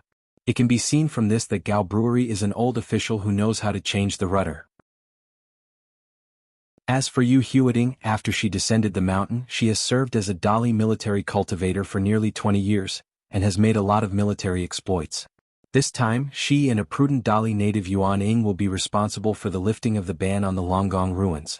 Regarding the excavation, the Dali court clearly intended to give her a bright resume, no matter whether she intends to serve as an official in the Dali court in the future, or return to Fengshua Temple to concentrate on cultivation, both in the Ministry of Officials and the Zushi Hall on the mountain. There is a saying, and the fact that the ban on the Dragon Palace can be opened ahead of time this time, so that the masters at the Qin Tianjian in the capital can save the heaven and earth treasures needed to open the mountain, and it is also thanks to the two that she voluntarily handed over. Dragon Eye is an unexpected joy. Afterwards, the Dali Punishment Department will have its own compensation, and will select treasures of the same rank from the B-character secret vault as usual and hand them over to Yu Huiting. Now the Punishment Department is discussing the matter, which will be awarded to Yu Huiting in the future. A piece of Taiping, no problem. Is it a third-class card, or is it directly given to the second class? Song he said, "I've seen Yu Huiting's experience on the battlefield. The Ministry of Justice gave her a second-class no-care card. She deserves it. It's my great blessing that a woman is such a hero." Zhao Yao said with a smile, "Your Majesty, when the Ministry of Justice wanted to issue a last-class know-nothing card, she confiscated it, saying that her military merits were distributed by herself early, and she would not receive any reward for no merit." Song he also knew about this and couldn't help laughing. As expected of a military cultivator from Fengshua Temple, it is more difficult for you to give gifts than to receive gifts. Zhao Yao suggested, "Actually, it is not difficult for her to accept the gift, but it may be necessary for His Majesty to speak with Lord Shangshu, and to allow Yu Huiting to pass the gift card. She will definitely be willing to accept it." Song he said, "This kind of thing is rare, right? I remember that Dali only broke the case in Zenji of the Wudao faction. Shijianhu Gu Kan once passed his own no-care card to Zheng Yi." Zhao Yao nodded and said, "Then it's fine to add an additional condition. It's okay to transfer it, but the second-class no-care card must be downgraded to the third class. With Yu Huiting's character, she is still happy. Song He turned to look at Li Baozhen, who was beside him, and asked with a smile, Li Jizao, what do you think? Li Baozhen smiled and said, Your Majesty is wise, and he has already made a decision in his heart. He is in the examination school for Zhao Shilang and Xuanhuan. Song He patted Li Baozhen on the shoulder and joked, The outside world says that you guys who came out of Lizhu Cave, if you praise someone just open your mouth, and if you swear, you don't need to write a draft. Zhao Yao said, In this matter, our Fulu Street and Taoya Alley are far less powerful than other places in the town, and in our hometown, it seems that men are always inferior to women, and Granny Ma in Xinghua Alley, the widow of the Gu family in Mudping Lane, Li Huai's mother in the westernmost part of the town, and Huang Ernyang who sells wine, a few of them are recognized as first-class masters. An invincible hand. Li Baozhen nodded with a smile. Song He asked curiously, Then what would happen if they fought against each other? Zhao Yao said, It is not easy to learn from each other among the top experts. Li Baozhen echoed, Each one has its own territory. If you meet and squint, it is probably a trick. Ordinary people can't understand the knowledge here. After a moment of silence, the three almost uttered two words in unison, No wonder. No wonder that guy in Mud Bottle Alley is so outstanding and famous in foreign countries. The folk customs of that small town are simple, and now it is as famous as the night banquet of Wei Shanjun of Beiyue. In the carriage, while His Majesty the Emperor was not present, Yu Yu sneaked out a pot of Changchun Palace immortal brew and started drinking it. Empress Yu Mian didn't stop her. Yu Yu wiped the corners of her mouth. Empress, I'm going to see Lord Yingguan soon. I'm extremely nervous. I have to take 2 sips to suppress my shock. According to the family hierarchy on the family tree, the girl was actually the elder of Queen Yu Mian, and Yu Mian had to call Yu Yu a little aunt. Yu Mian asked with a soft smile, Are you so afraid of Mr. Qin? The last time I accompanied His Majesty the Emperor to the wedding banquet in the capital, Yu Mian had met Qin Pingan. In my impression, he was a scholar with a strong character. To say that the immortal spirit of a person who cultivated Taoism on the mountain was not serious. Yu Yu leaned against the wall of the car, hiccups happily, and blew a prank on the Empress. The word men is missing. It's not that I am afraid of him alone, all of us are all over the place. I'm afraid, anyway, if everyone loses face together, then no one will lose face. Yu Mian waved his hand to dispel the smell of alcohol, and then lifted the curtain to ventilate, so as to avoid the smell of alcohol in the carriage after His Majesty boarded the car. If there is no righteousness, how can I marry someone in the future? Yu Yu imitated the tone of that young hidden official and sighed, The matter of urging marriage is not pleasing. Besides, I'm the elder of the family, the Empress, you are no big or small. Yu Mian couldn't help laughing and patted the girl's head. Yu Yu shouted arrogantly, turned her head, hummed, and punched the Empress. Song He smiled and said, Baozhen, when you return home this time, remember to take the time to meet Jian Feng. He is a kiln inspector in Izhou, and it has not been a day or two since he arrived in Huaihuang County. Entering it is not a problem. Okay, you stay, and Zhao Yao and I will continue on our way. Jian Feng is the son of an aristocratic family in the capital. He succeeded Chao Gingxin as the inspector of the 4th grade. As a result, when he arrived in the small town, he hit a wall and stepped on a lot of soft nails. The situation was not much better than that of Wu Yuan, the first county magistrate of the small town. Jian Feng was still high-spirited, and he looked down on the idler Chao Jiugui from the bottom of his heart. In fact, in the eyes of discerning people in the center of the Dali Temple, he was far less heavy-hearted than Chao Gingxin. The Emperor Song He did not care about Jian Feng's actions in the supervision department over the years. Very satisfied, but he couldn't personally teach Jian Feng how to be an official. It just so happened that Li Baozhen was going back to his hometown, so he just let the two confidants chat a few words of confidence. You can find Li Baozhen directly. Li Baozhen bowed his body and clasped his fists, stopped in place and left silently. When Li Baozhen quietly traveled far away in the wind, Zhao Yao retracted his gaze and said softly, Zhu Lu, assistant officer of the weaving bureau. She disappeared halfway. Song He rubbed his brows and said, It's useless to investigate things that can make the old coachman vague. Since the other party is very likely to be a monk of the 14th realm, he is destined not to hide things like this in the Confucian temple. There is only that one. Zhao Yao nodded and said, If it's him, it makes sense. It makes sense that Zhu Lu came from the Li family on Fulu Street and was taken away by Lu Qin. Song He walked slowly with beautiful scenery and smiled, Peach blossoms and plum blossoms share apricot blossoms and pieces fly down to wild people. Zhao Yao smiled and said, "What are the savages in the mountains? The urn is full of freshly brewed Yangchun wine." Song He suddenly asked, "The news of my coming here cannot be concealed from Pai Yunshan, Zhao Yao. Do you think Wei Shanjun will notify Mr. Qin?" Zhao Yao said, "It's hard to say. It's really hard to say. It's not the answer, yes or not, why it's hard to say, but Zhao Yao's identity which makes it difficult for him to answer this question." The emperor smiled but did not embarrass Zhao Shilang. From the village entrance, an old man from the village was chasing piglets. Probably because of seeing Song He and Zhao Yao walking in the middle of the road, the piglets began to screeching everywhere. Song He rubbed his hands and rolled up with his sleeves down. He bowed his head and tried to help stop Piggy, who was running all over the road. Zhao Yao followed suit. He opened his arms and followed His Majesty the Emperor to block the road. In the end, the old man felt that he was doing a disservice and endured it. "I still can't hold back, stop it so blindly, don't talk about running into the fields, the little pigs are about to run into the river, then you will lose money?" The old man was anxious and hurriedly told the two guys to stop working. He was so busy himself that he managed to collect the piglets, and Song He and Zhao Yao were complained. Song He hurriedly shook his hands a few times, and apologized to the old peasant in Big Li Yayan. The old peasant's face improved, and after muttering a few words, His Majesty the Emperor turned his head to look at the Minister of Punishment. This Yenzhou mansion with mountains and mausoleums in its borders, is a typical 10 li different from customs and 100 li different in pronunciation.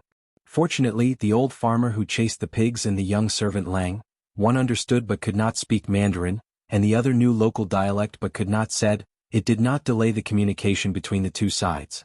After going back and forth, the three of them started chatting, and there was a group of stinky piglets at their feet.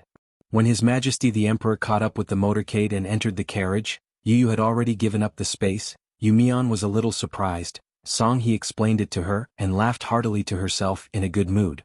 The Fuqing of Muzhou Prefecture is also the seat of Yunzhou Prefecture. A Fengming temple with a plaque on the main courtyard of Yunzhou Road has 3 important guests today, all of whom are from the capital. The 2 plaques are hung together, which means that it is not only a local Taoist temple, but also a Taoist government office under the jurisdiction of the Dali Chongshu Bureau. An old Taoist priest holding a whisk in his hand, looked up at the couplet outside the Taoist temple and said with a smile, "The Taoist temple has doubled in size. It's just the content of the couplet. The momentum is more than a loss for us." A handsome-looking young Taoist teased, Hong Daojing, who is also the Daojing Academy, "This kind of door-to-door view is unacceptable."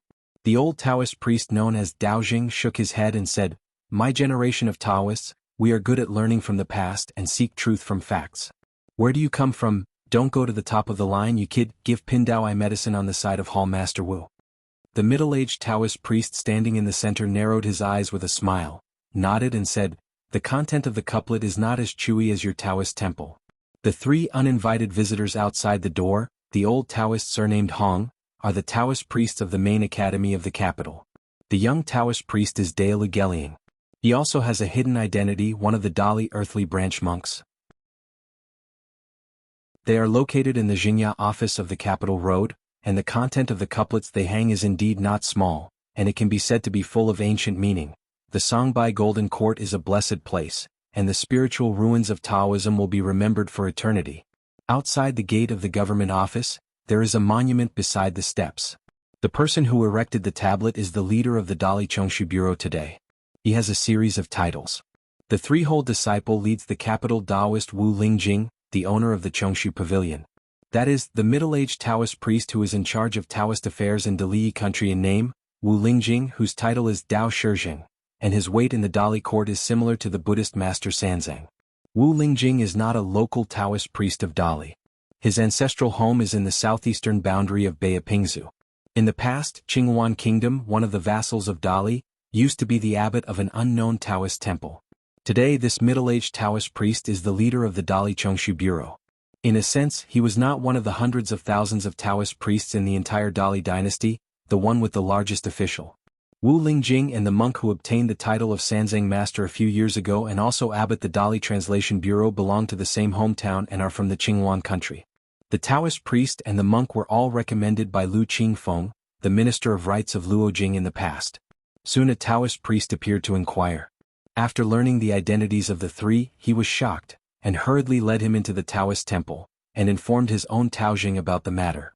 In the blink of an eye, in addition to Yunzhou Daojing, there were also two Daolu who happened to be errands and discuss affairs in the Taoist temple. They led a large group of local Dao officials who had been recorded by the court. They held their breaths together, walked lightly, and quickly came to meet Wu Lingjing and his party. People. This Yunzhou Dao's Henjiwen is in the same system as the capital Dao's Henjiwen, and it consists of 6 divisions: genealogy, CI lawsuits, green words, palm prints, geography, and Qing regulations. However, there are a total of 6 Taoist records in the main courtyards of the states, and there are a total of 7 Taoist officials who receive imperial salaries, and their rank is 1 level lower than that of the capital. In addition, the 6 Daolu are often in charge of a certain Daoguan affairs in an important prefecture and county in a state. The Jingshi Dao's Henjiwen is a Taoist temple with a very small face. It is the kind of place that ordinary people in the capital will miss when they walk by. The Yunzhou Dao's Henjiwen office, which is slightly lower in rank, is located in such a magnificent building. The style is a Taoist temple in a fairyland. Yunzhou Daojing, who is currently in charge of Taoist priests in one state, is a monk in the Jindan realm. Almost all of the dozens of state Daojing offices in Dali are attached to a certain Taoist temple with a long history. The first impression of the Taoist priests when they saw the leader of the Chongshu Bureau was that their Taoist hearts were a little nervous. In officialdom, they were not afraid of the kind of sanctimonious appearance, but they were afraid of this kind of boss who seemed to be approachable with a smile. Wu Lingjing didn't take it seriously. Yunzhou Daojing said to lead them to visit the Taoist temple first, then follow the tour, and then drink tea. Just drink tea. Being so easy to talk made the headmaster Daojing and the 2 Daolu feel nervous, guessing that Wu Lingjing, the Dao Shijing who was in charge of the promotion of Taoist priests in a country, came here without saying hello this time, and he didn't know why. This middle-aged Taoist priest who habitually squinted to see people and things, went up the mountain to practice very late, and he did not have a few years of Dao age. When he was a common man before, Wu Lingjing was a veritable bookworm. He liked to read at night with the lights on. In addition, he read a lot in those years, so he accidentally hurt his eyes so that his vision was blurred when he looked at everything, so he habitually squinted. Wu Lingjing's habit after cultivating the Tao has not been able to change. After going back and forth, rumors are spread, and the owner of the Chongshu Bureau, Wu, has the nickname of the Smiling Tiger in the capital. It is said that it was first spread from the alleys of the Yiyun Tower, and it is also said that it was given by the old Xianxia of the Zhao family in Tianshui. Wu Lingjing was also quite helpless about this. He didn't expect that he was just out of curiosity and fascination. He went to the alley but was unable to enter. He was stopped at the alley and chatted with the old Yuaning Lu Jia after a few words, and then with the young man who was often struck by lightning when he went out. He kindly gave some guidance on his practice, and in the end he got such a nickname for nothing. As for Wu Lingjing's trip to Beijing this time, he was invited by Mr. Yuan from the Qin Tianjian, saying that he wanted to introduce a friend to him.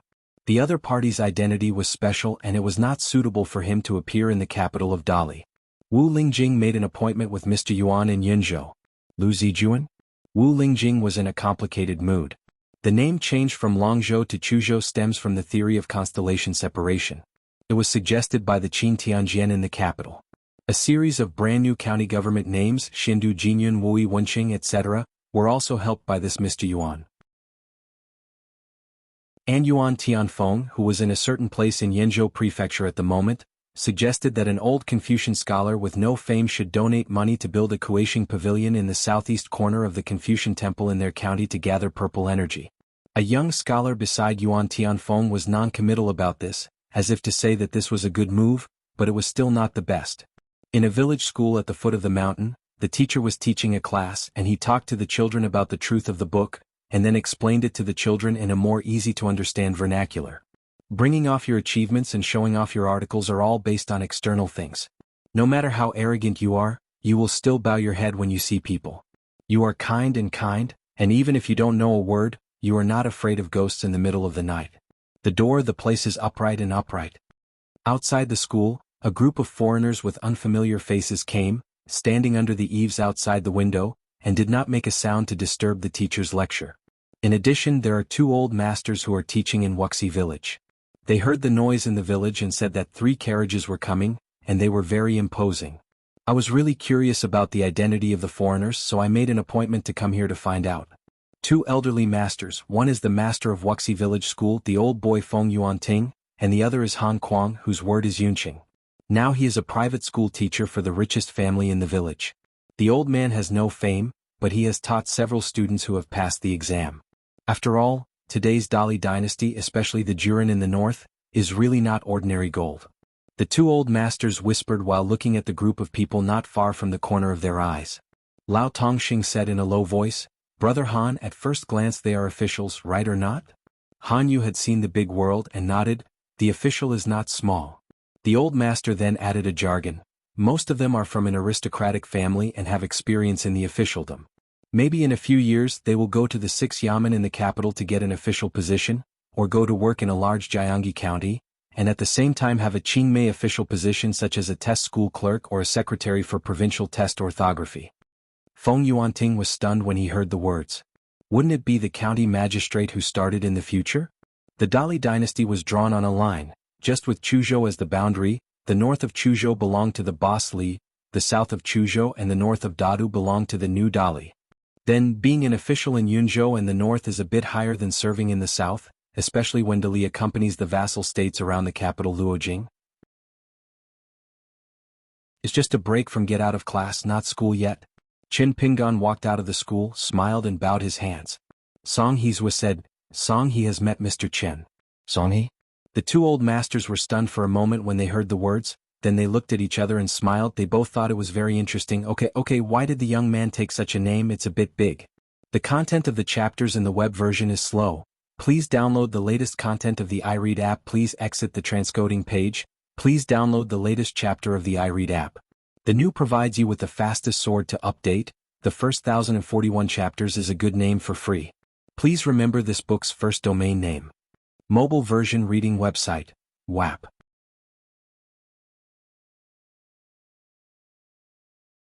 Sword of Coming Chapter 1042. The village school is by the water. There is a plum tree in the ancient stream. People are standing next to the tree at the foot of the cloud. The sound of the water and the color of the plum blossoms, all race to see you. There are thousands of green bamboos in the mountains. When night falls it will be a different scenery. The flowing water and bright moonlight melt into a stream of snow. Under the eaves of the school, Yu Mian gave 1,000 blessings, and Yu didn't seem to get out of the way anymore. Chen Pingan nodded in greeting with them, then cupped his fists with his two colleagues and said with a smile, "Mr. Cheng, Mr. Feng, I made the two seniors laugh and I teach in the hall. If there is something wrong with this junior, I hope you can give me some advice." There were outsiders present, and the two masters nodded solemnly. After listening to the lecture for half an hour here, this old record is still the same as it is. He is young and has a big tone. Oh, a teacher who has never been gilded in the county school, dare to say anything about his achievements and show off his articles. In order to attract Meng Tong to earn a little more money, there are many tricks, and it is worthy to be an upright person. It seems that in order to be able to make a good impression in front of this group of foreigners, I really want to go out and don't have any shame. The governor of Yunzhou, Pei Tong, and the general of Yunzhou, Chu Liang, each saluted silently, and they did not rush to report their identities. The two frontier officials each had their own thoughts and what Pei Tong thought in his heart. The man in front of him was the close disciple of Wen Sheng, the national teacher Cui Yu and the younger brother of Mr. Qi from Xianxia Academy. The military general Chu Liang was thinking, the gentle and elegant teacher in front of him, with a blue shirt, long coat and cloth shoes, is really the last hidden official of the Great Wall of Sword Qi, the latest person to engrave the word Ping? Seeing that guy squinted at him with a half-smile, Zhao Yao was a little helpless. You can talk to anyone but you care about me, so you hold grudges like that? Didn't you just make a harmless joke when you were in the capital of Dali? Seeing that the other party didn't intend to let him go, Zhao Shirlang had to bite the bullet and softly called, "Little Master Uncle." Seeing that Chen Pingan showed a relieved look of, the elders in the family see the future, Zhao Yao sighed, "You are of high seniority, so bear with you."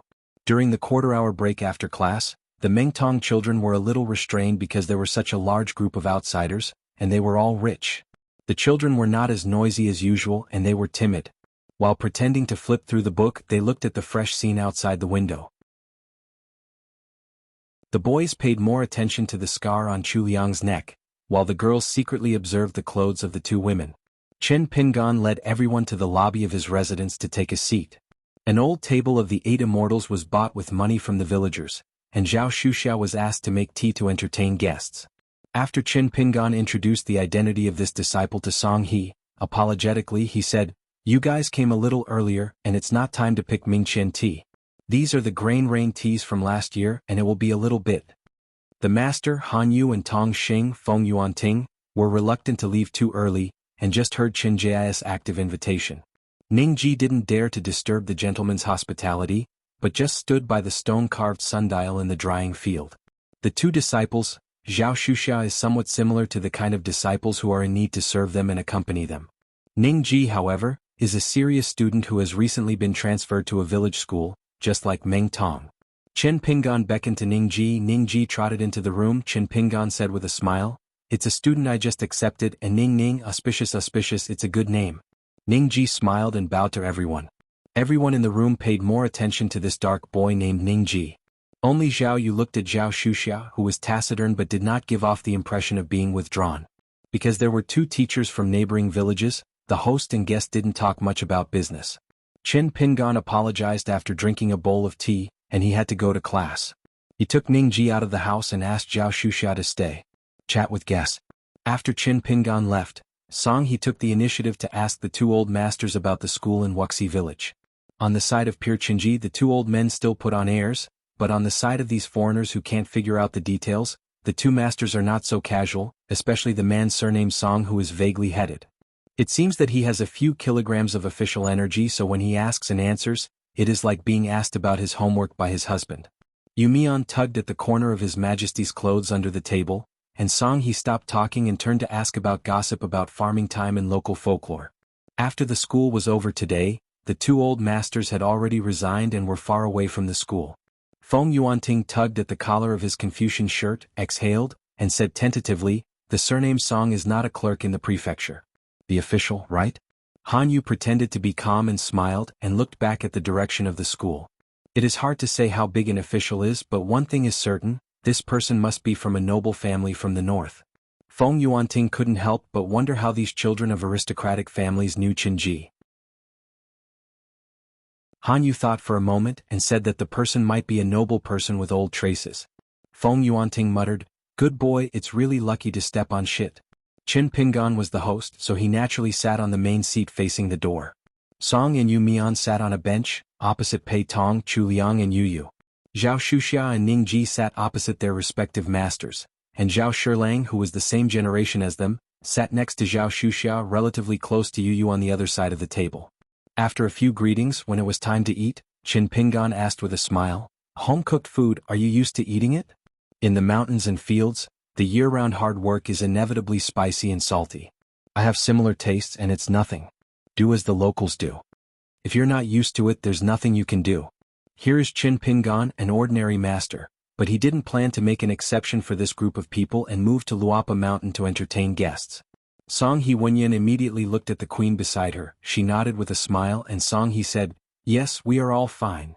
Chen Pinggan stood up, "Then I'll cook a few small dishes myself. Maybe I'm not good at craftsmanship, please forgive me."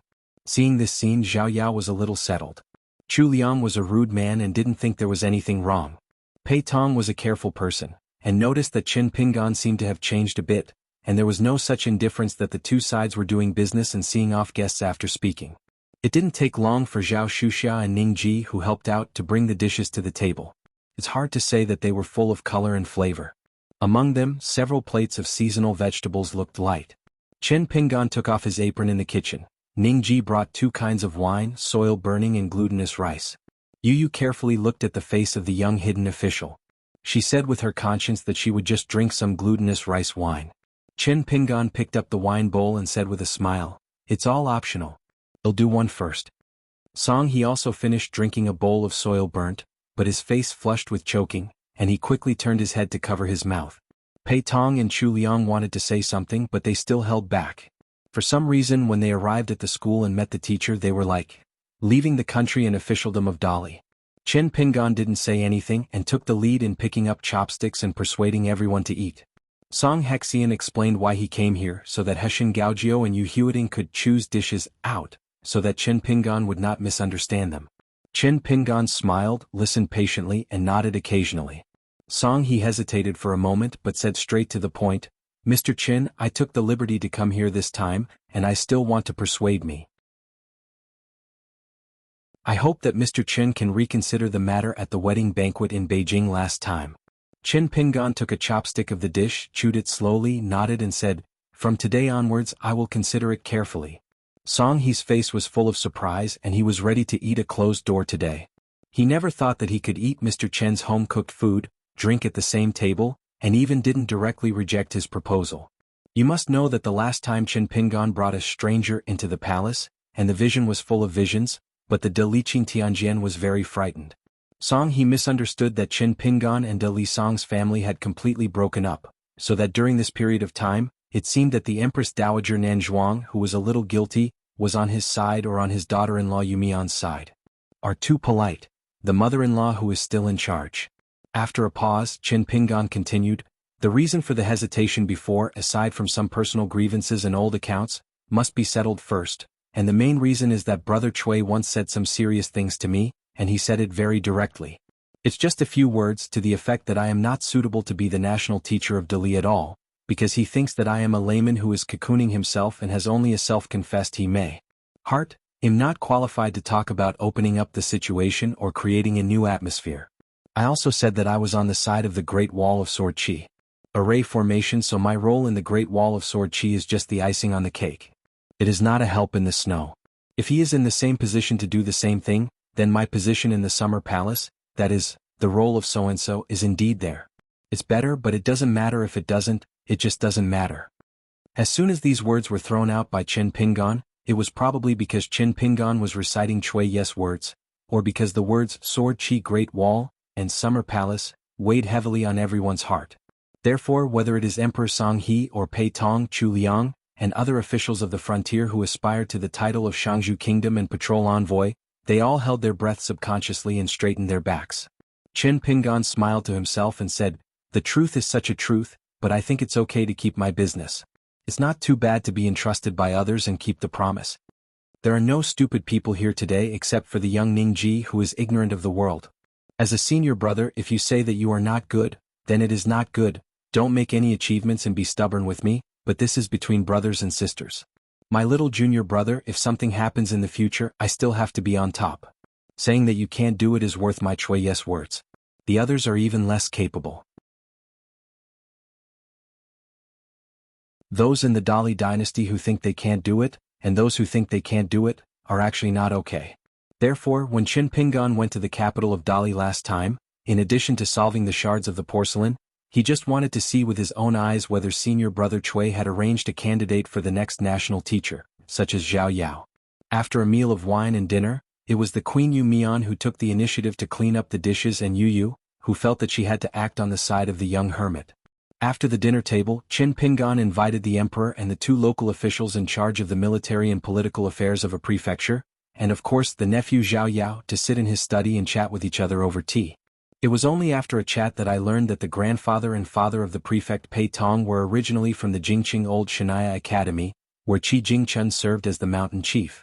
Of course, it has now been changed to the Chunshan Academy sponsored by the government. Seeing that his colleague Inspector Pei was chatting and laughing with the young hidden official, Chu Liang was a little anxious, and after thinking about it, there was really nothing close to Qin Ping's. Yu Mian stood at the door of the side room, bent his fingers and knocked gently on the door. Qin Pingan, who was sitting on the edge of the bed, turned his head and shouted with a smile, "Yu Yu, bring a bench in." Qin Pingan crossed Erlang's legs and hugged his knees with his hands. When he spoke, his feet were already on the ground.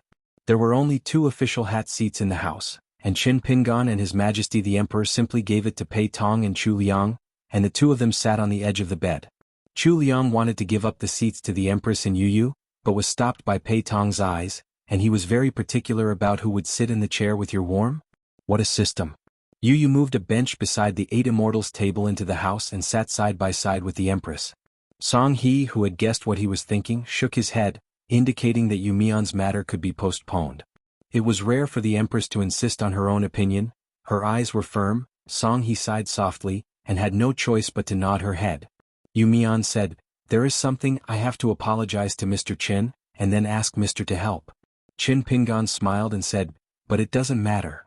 Yu Mian took out the bracelet, which was strung with rhinoceros beads, from his sleeve. Yu Yu hurriedly grabbed it, got up and handed it to Lord Yingguan. Qin Pingan took the bracelet and said, A few of them were indeed banned by Xiao Mo's swordsmanship. When I look back, I will ask him to remove the ban, and then let Wei Shanjun help return the items to the Lord. Yu Mian breathed a sigh of relief and thanked Mr. Chen. Song he was even more relieved. That confused account, Mr. Chen's so-called obsolete account, even if it has been uncovered?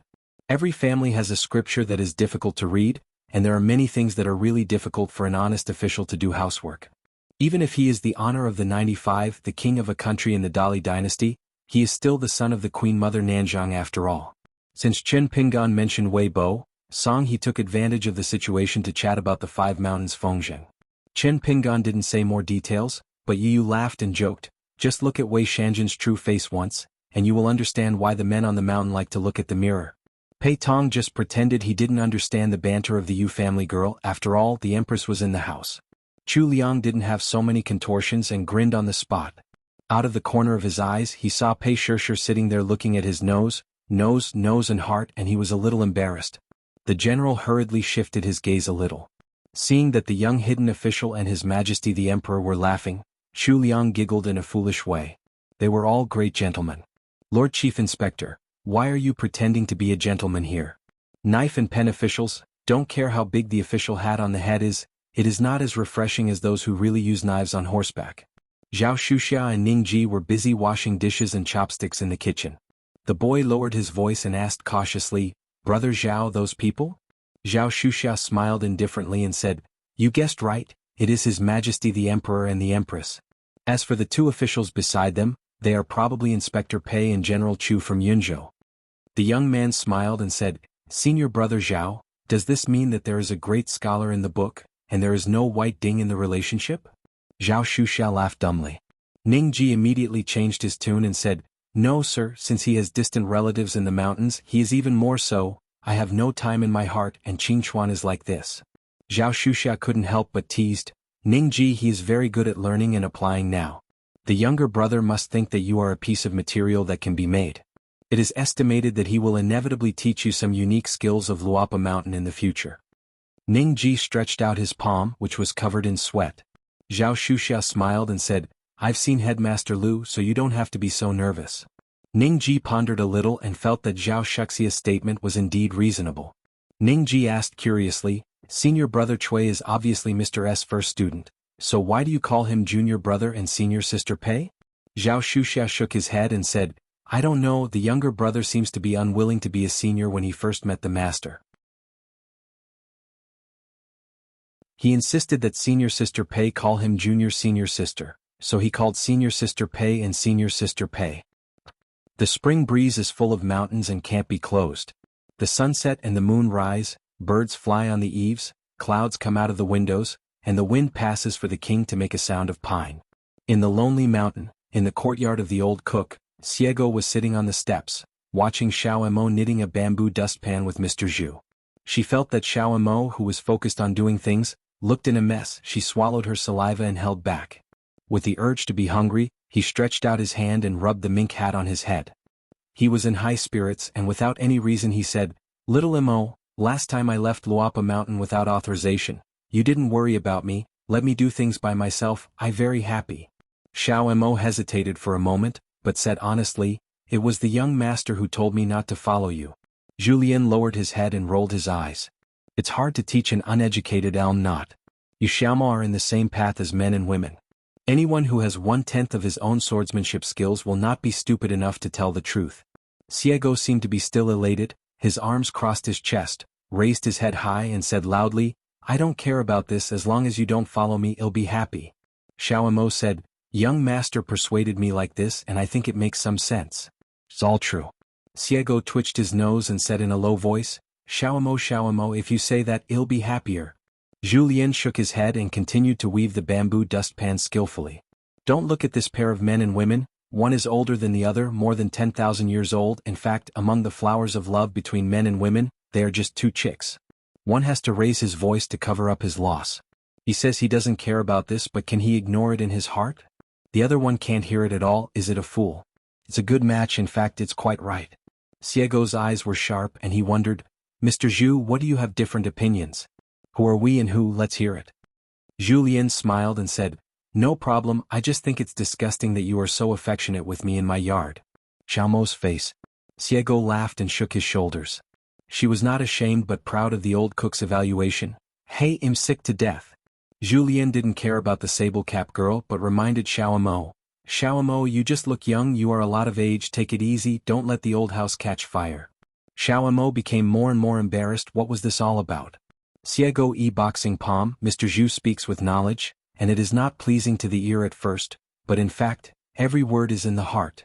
Our family is a good place. The more I stay, the more comfortable I feel. I feel very comfortable every day. It's not that the family doesn't enter the house and they don't leave. Xiego asked, Mr. Zhu, do you think I have a chance of winning a battle with that Chinjuolio? Julien asked back with a smile, are you working hard? Xiego grinned and said, the visitor is a guest, what are you trying to do, just learn from each other. Julien said, there is no chance of winning. Xiego asked, how about desperately? Julien said, there is no chance of winning.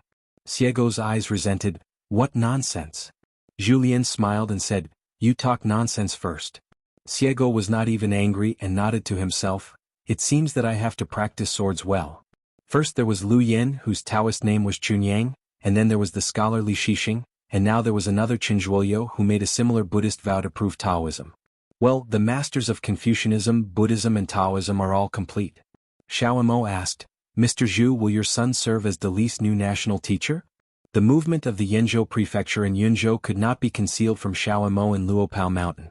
Julien stopped his movements and thought for a while, yes. Xiaomo wondered, why? Julien smiled and said, young master always likes to make things difficult for himself. Thank you, dog, for slandering endlessly. What kind of answer is this? Gao Jun walked alone to this point, hesitating for a while, but he still walked into the yard.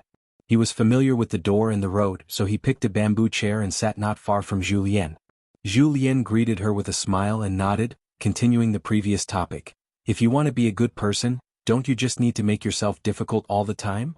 Xiaomo nodded and said, when you hear people's kindness, you raise your suspicions, and when you listen to people's evil, you believe them. This is full of murderous intentions. When such murderous intentions are combined, the good thoughts will retreat. That's why the goodness and the evil are not done, so it is so good and difficult. Julien nodded and said, it's easier to know than to do it. The difficulty is that if you really want to make a certain truth, you need to set up too many other truths next to it, and tear down many of the original truths. It's more difficult to go back and forth. Xiego hurriedly praised, Xiaomo, you are indeed someone who has heard Buddha's teachings with your own ears. Xiaomo said helplessly, it used to be only a passing ear, but it never came to my heart. Looking back now, it's really a pity. Gao Jun's eyelids trembled. To say that the girl with the mink hat is very likely to be nonsense. But that Mr. Mo, who made an excellent impression on anyone, was never the kind of serious scholar who spoke big words. Then Julien asked a strange question. Xiaomo, Monsieur Master Gao, do you like to study arithmetic? Xiaomo said, I can't talk about liking, I'm following the young master, I'm familiar with it, I have a rough understanding, but I'm still a layman.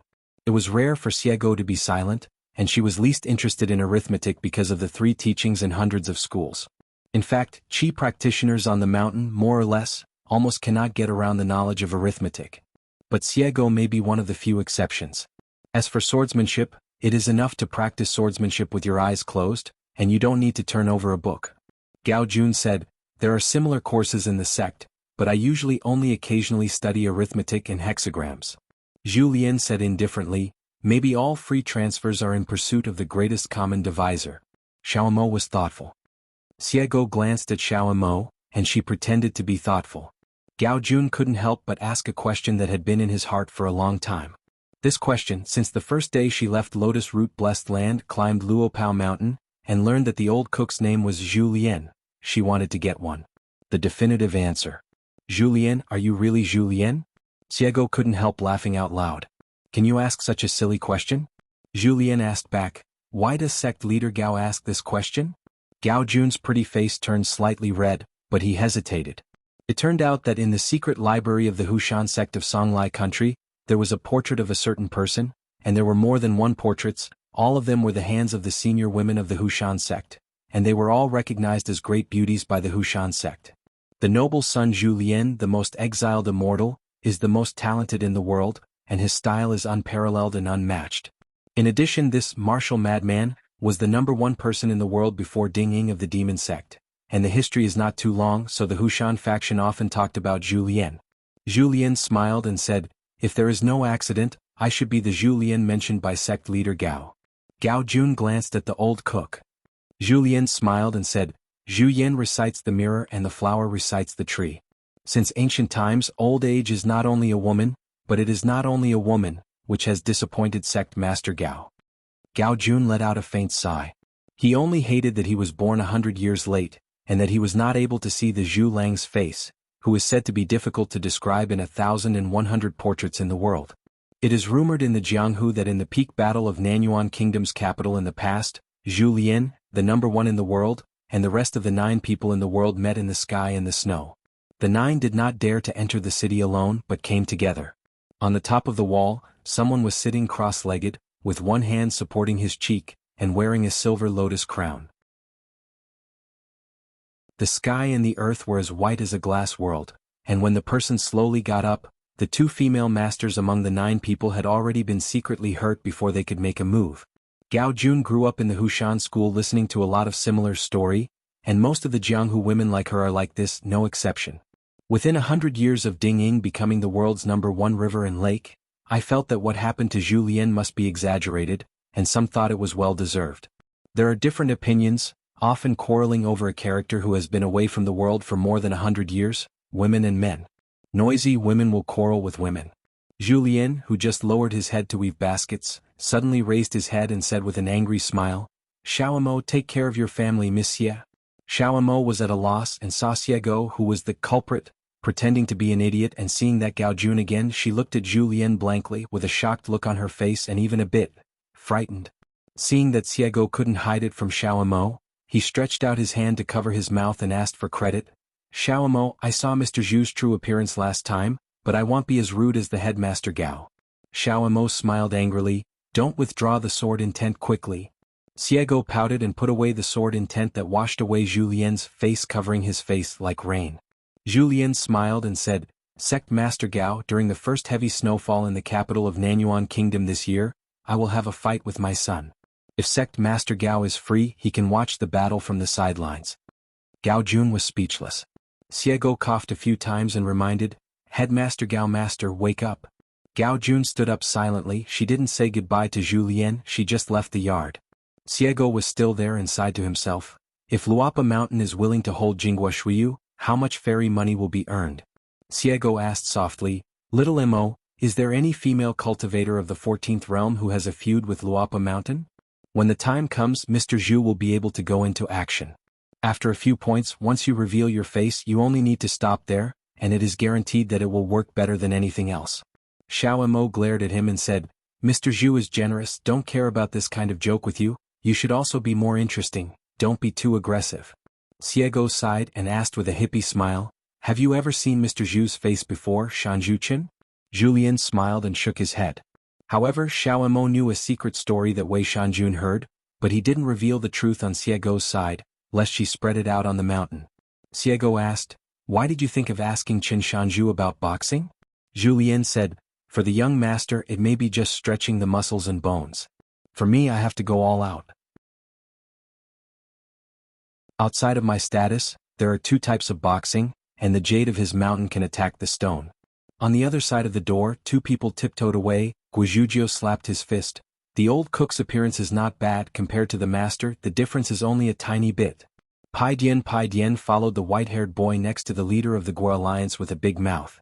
No matter how good the hidden official ancestor was, it would be a bit unconscionable to say that he could compete with the guy in the hospital in terms of appearance. Do not export. Dipped in the light, I accidentally saw the face of the old cook tonight, the white-haired boy waving his sleeves, TSK amazed. If the world talks about Taoism and asks boxing, it is better than the face.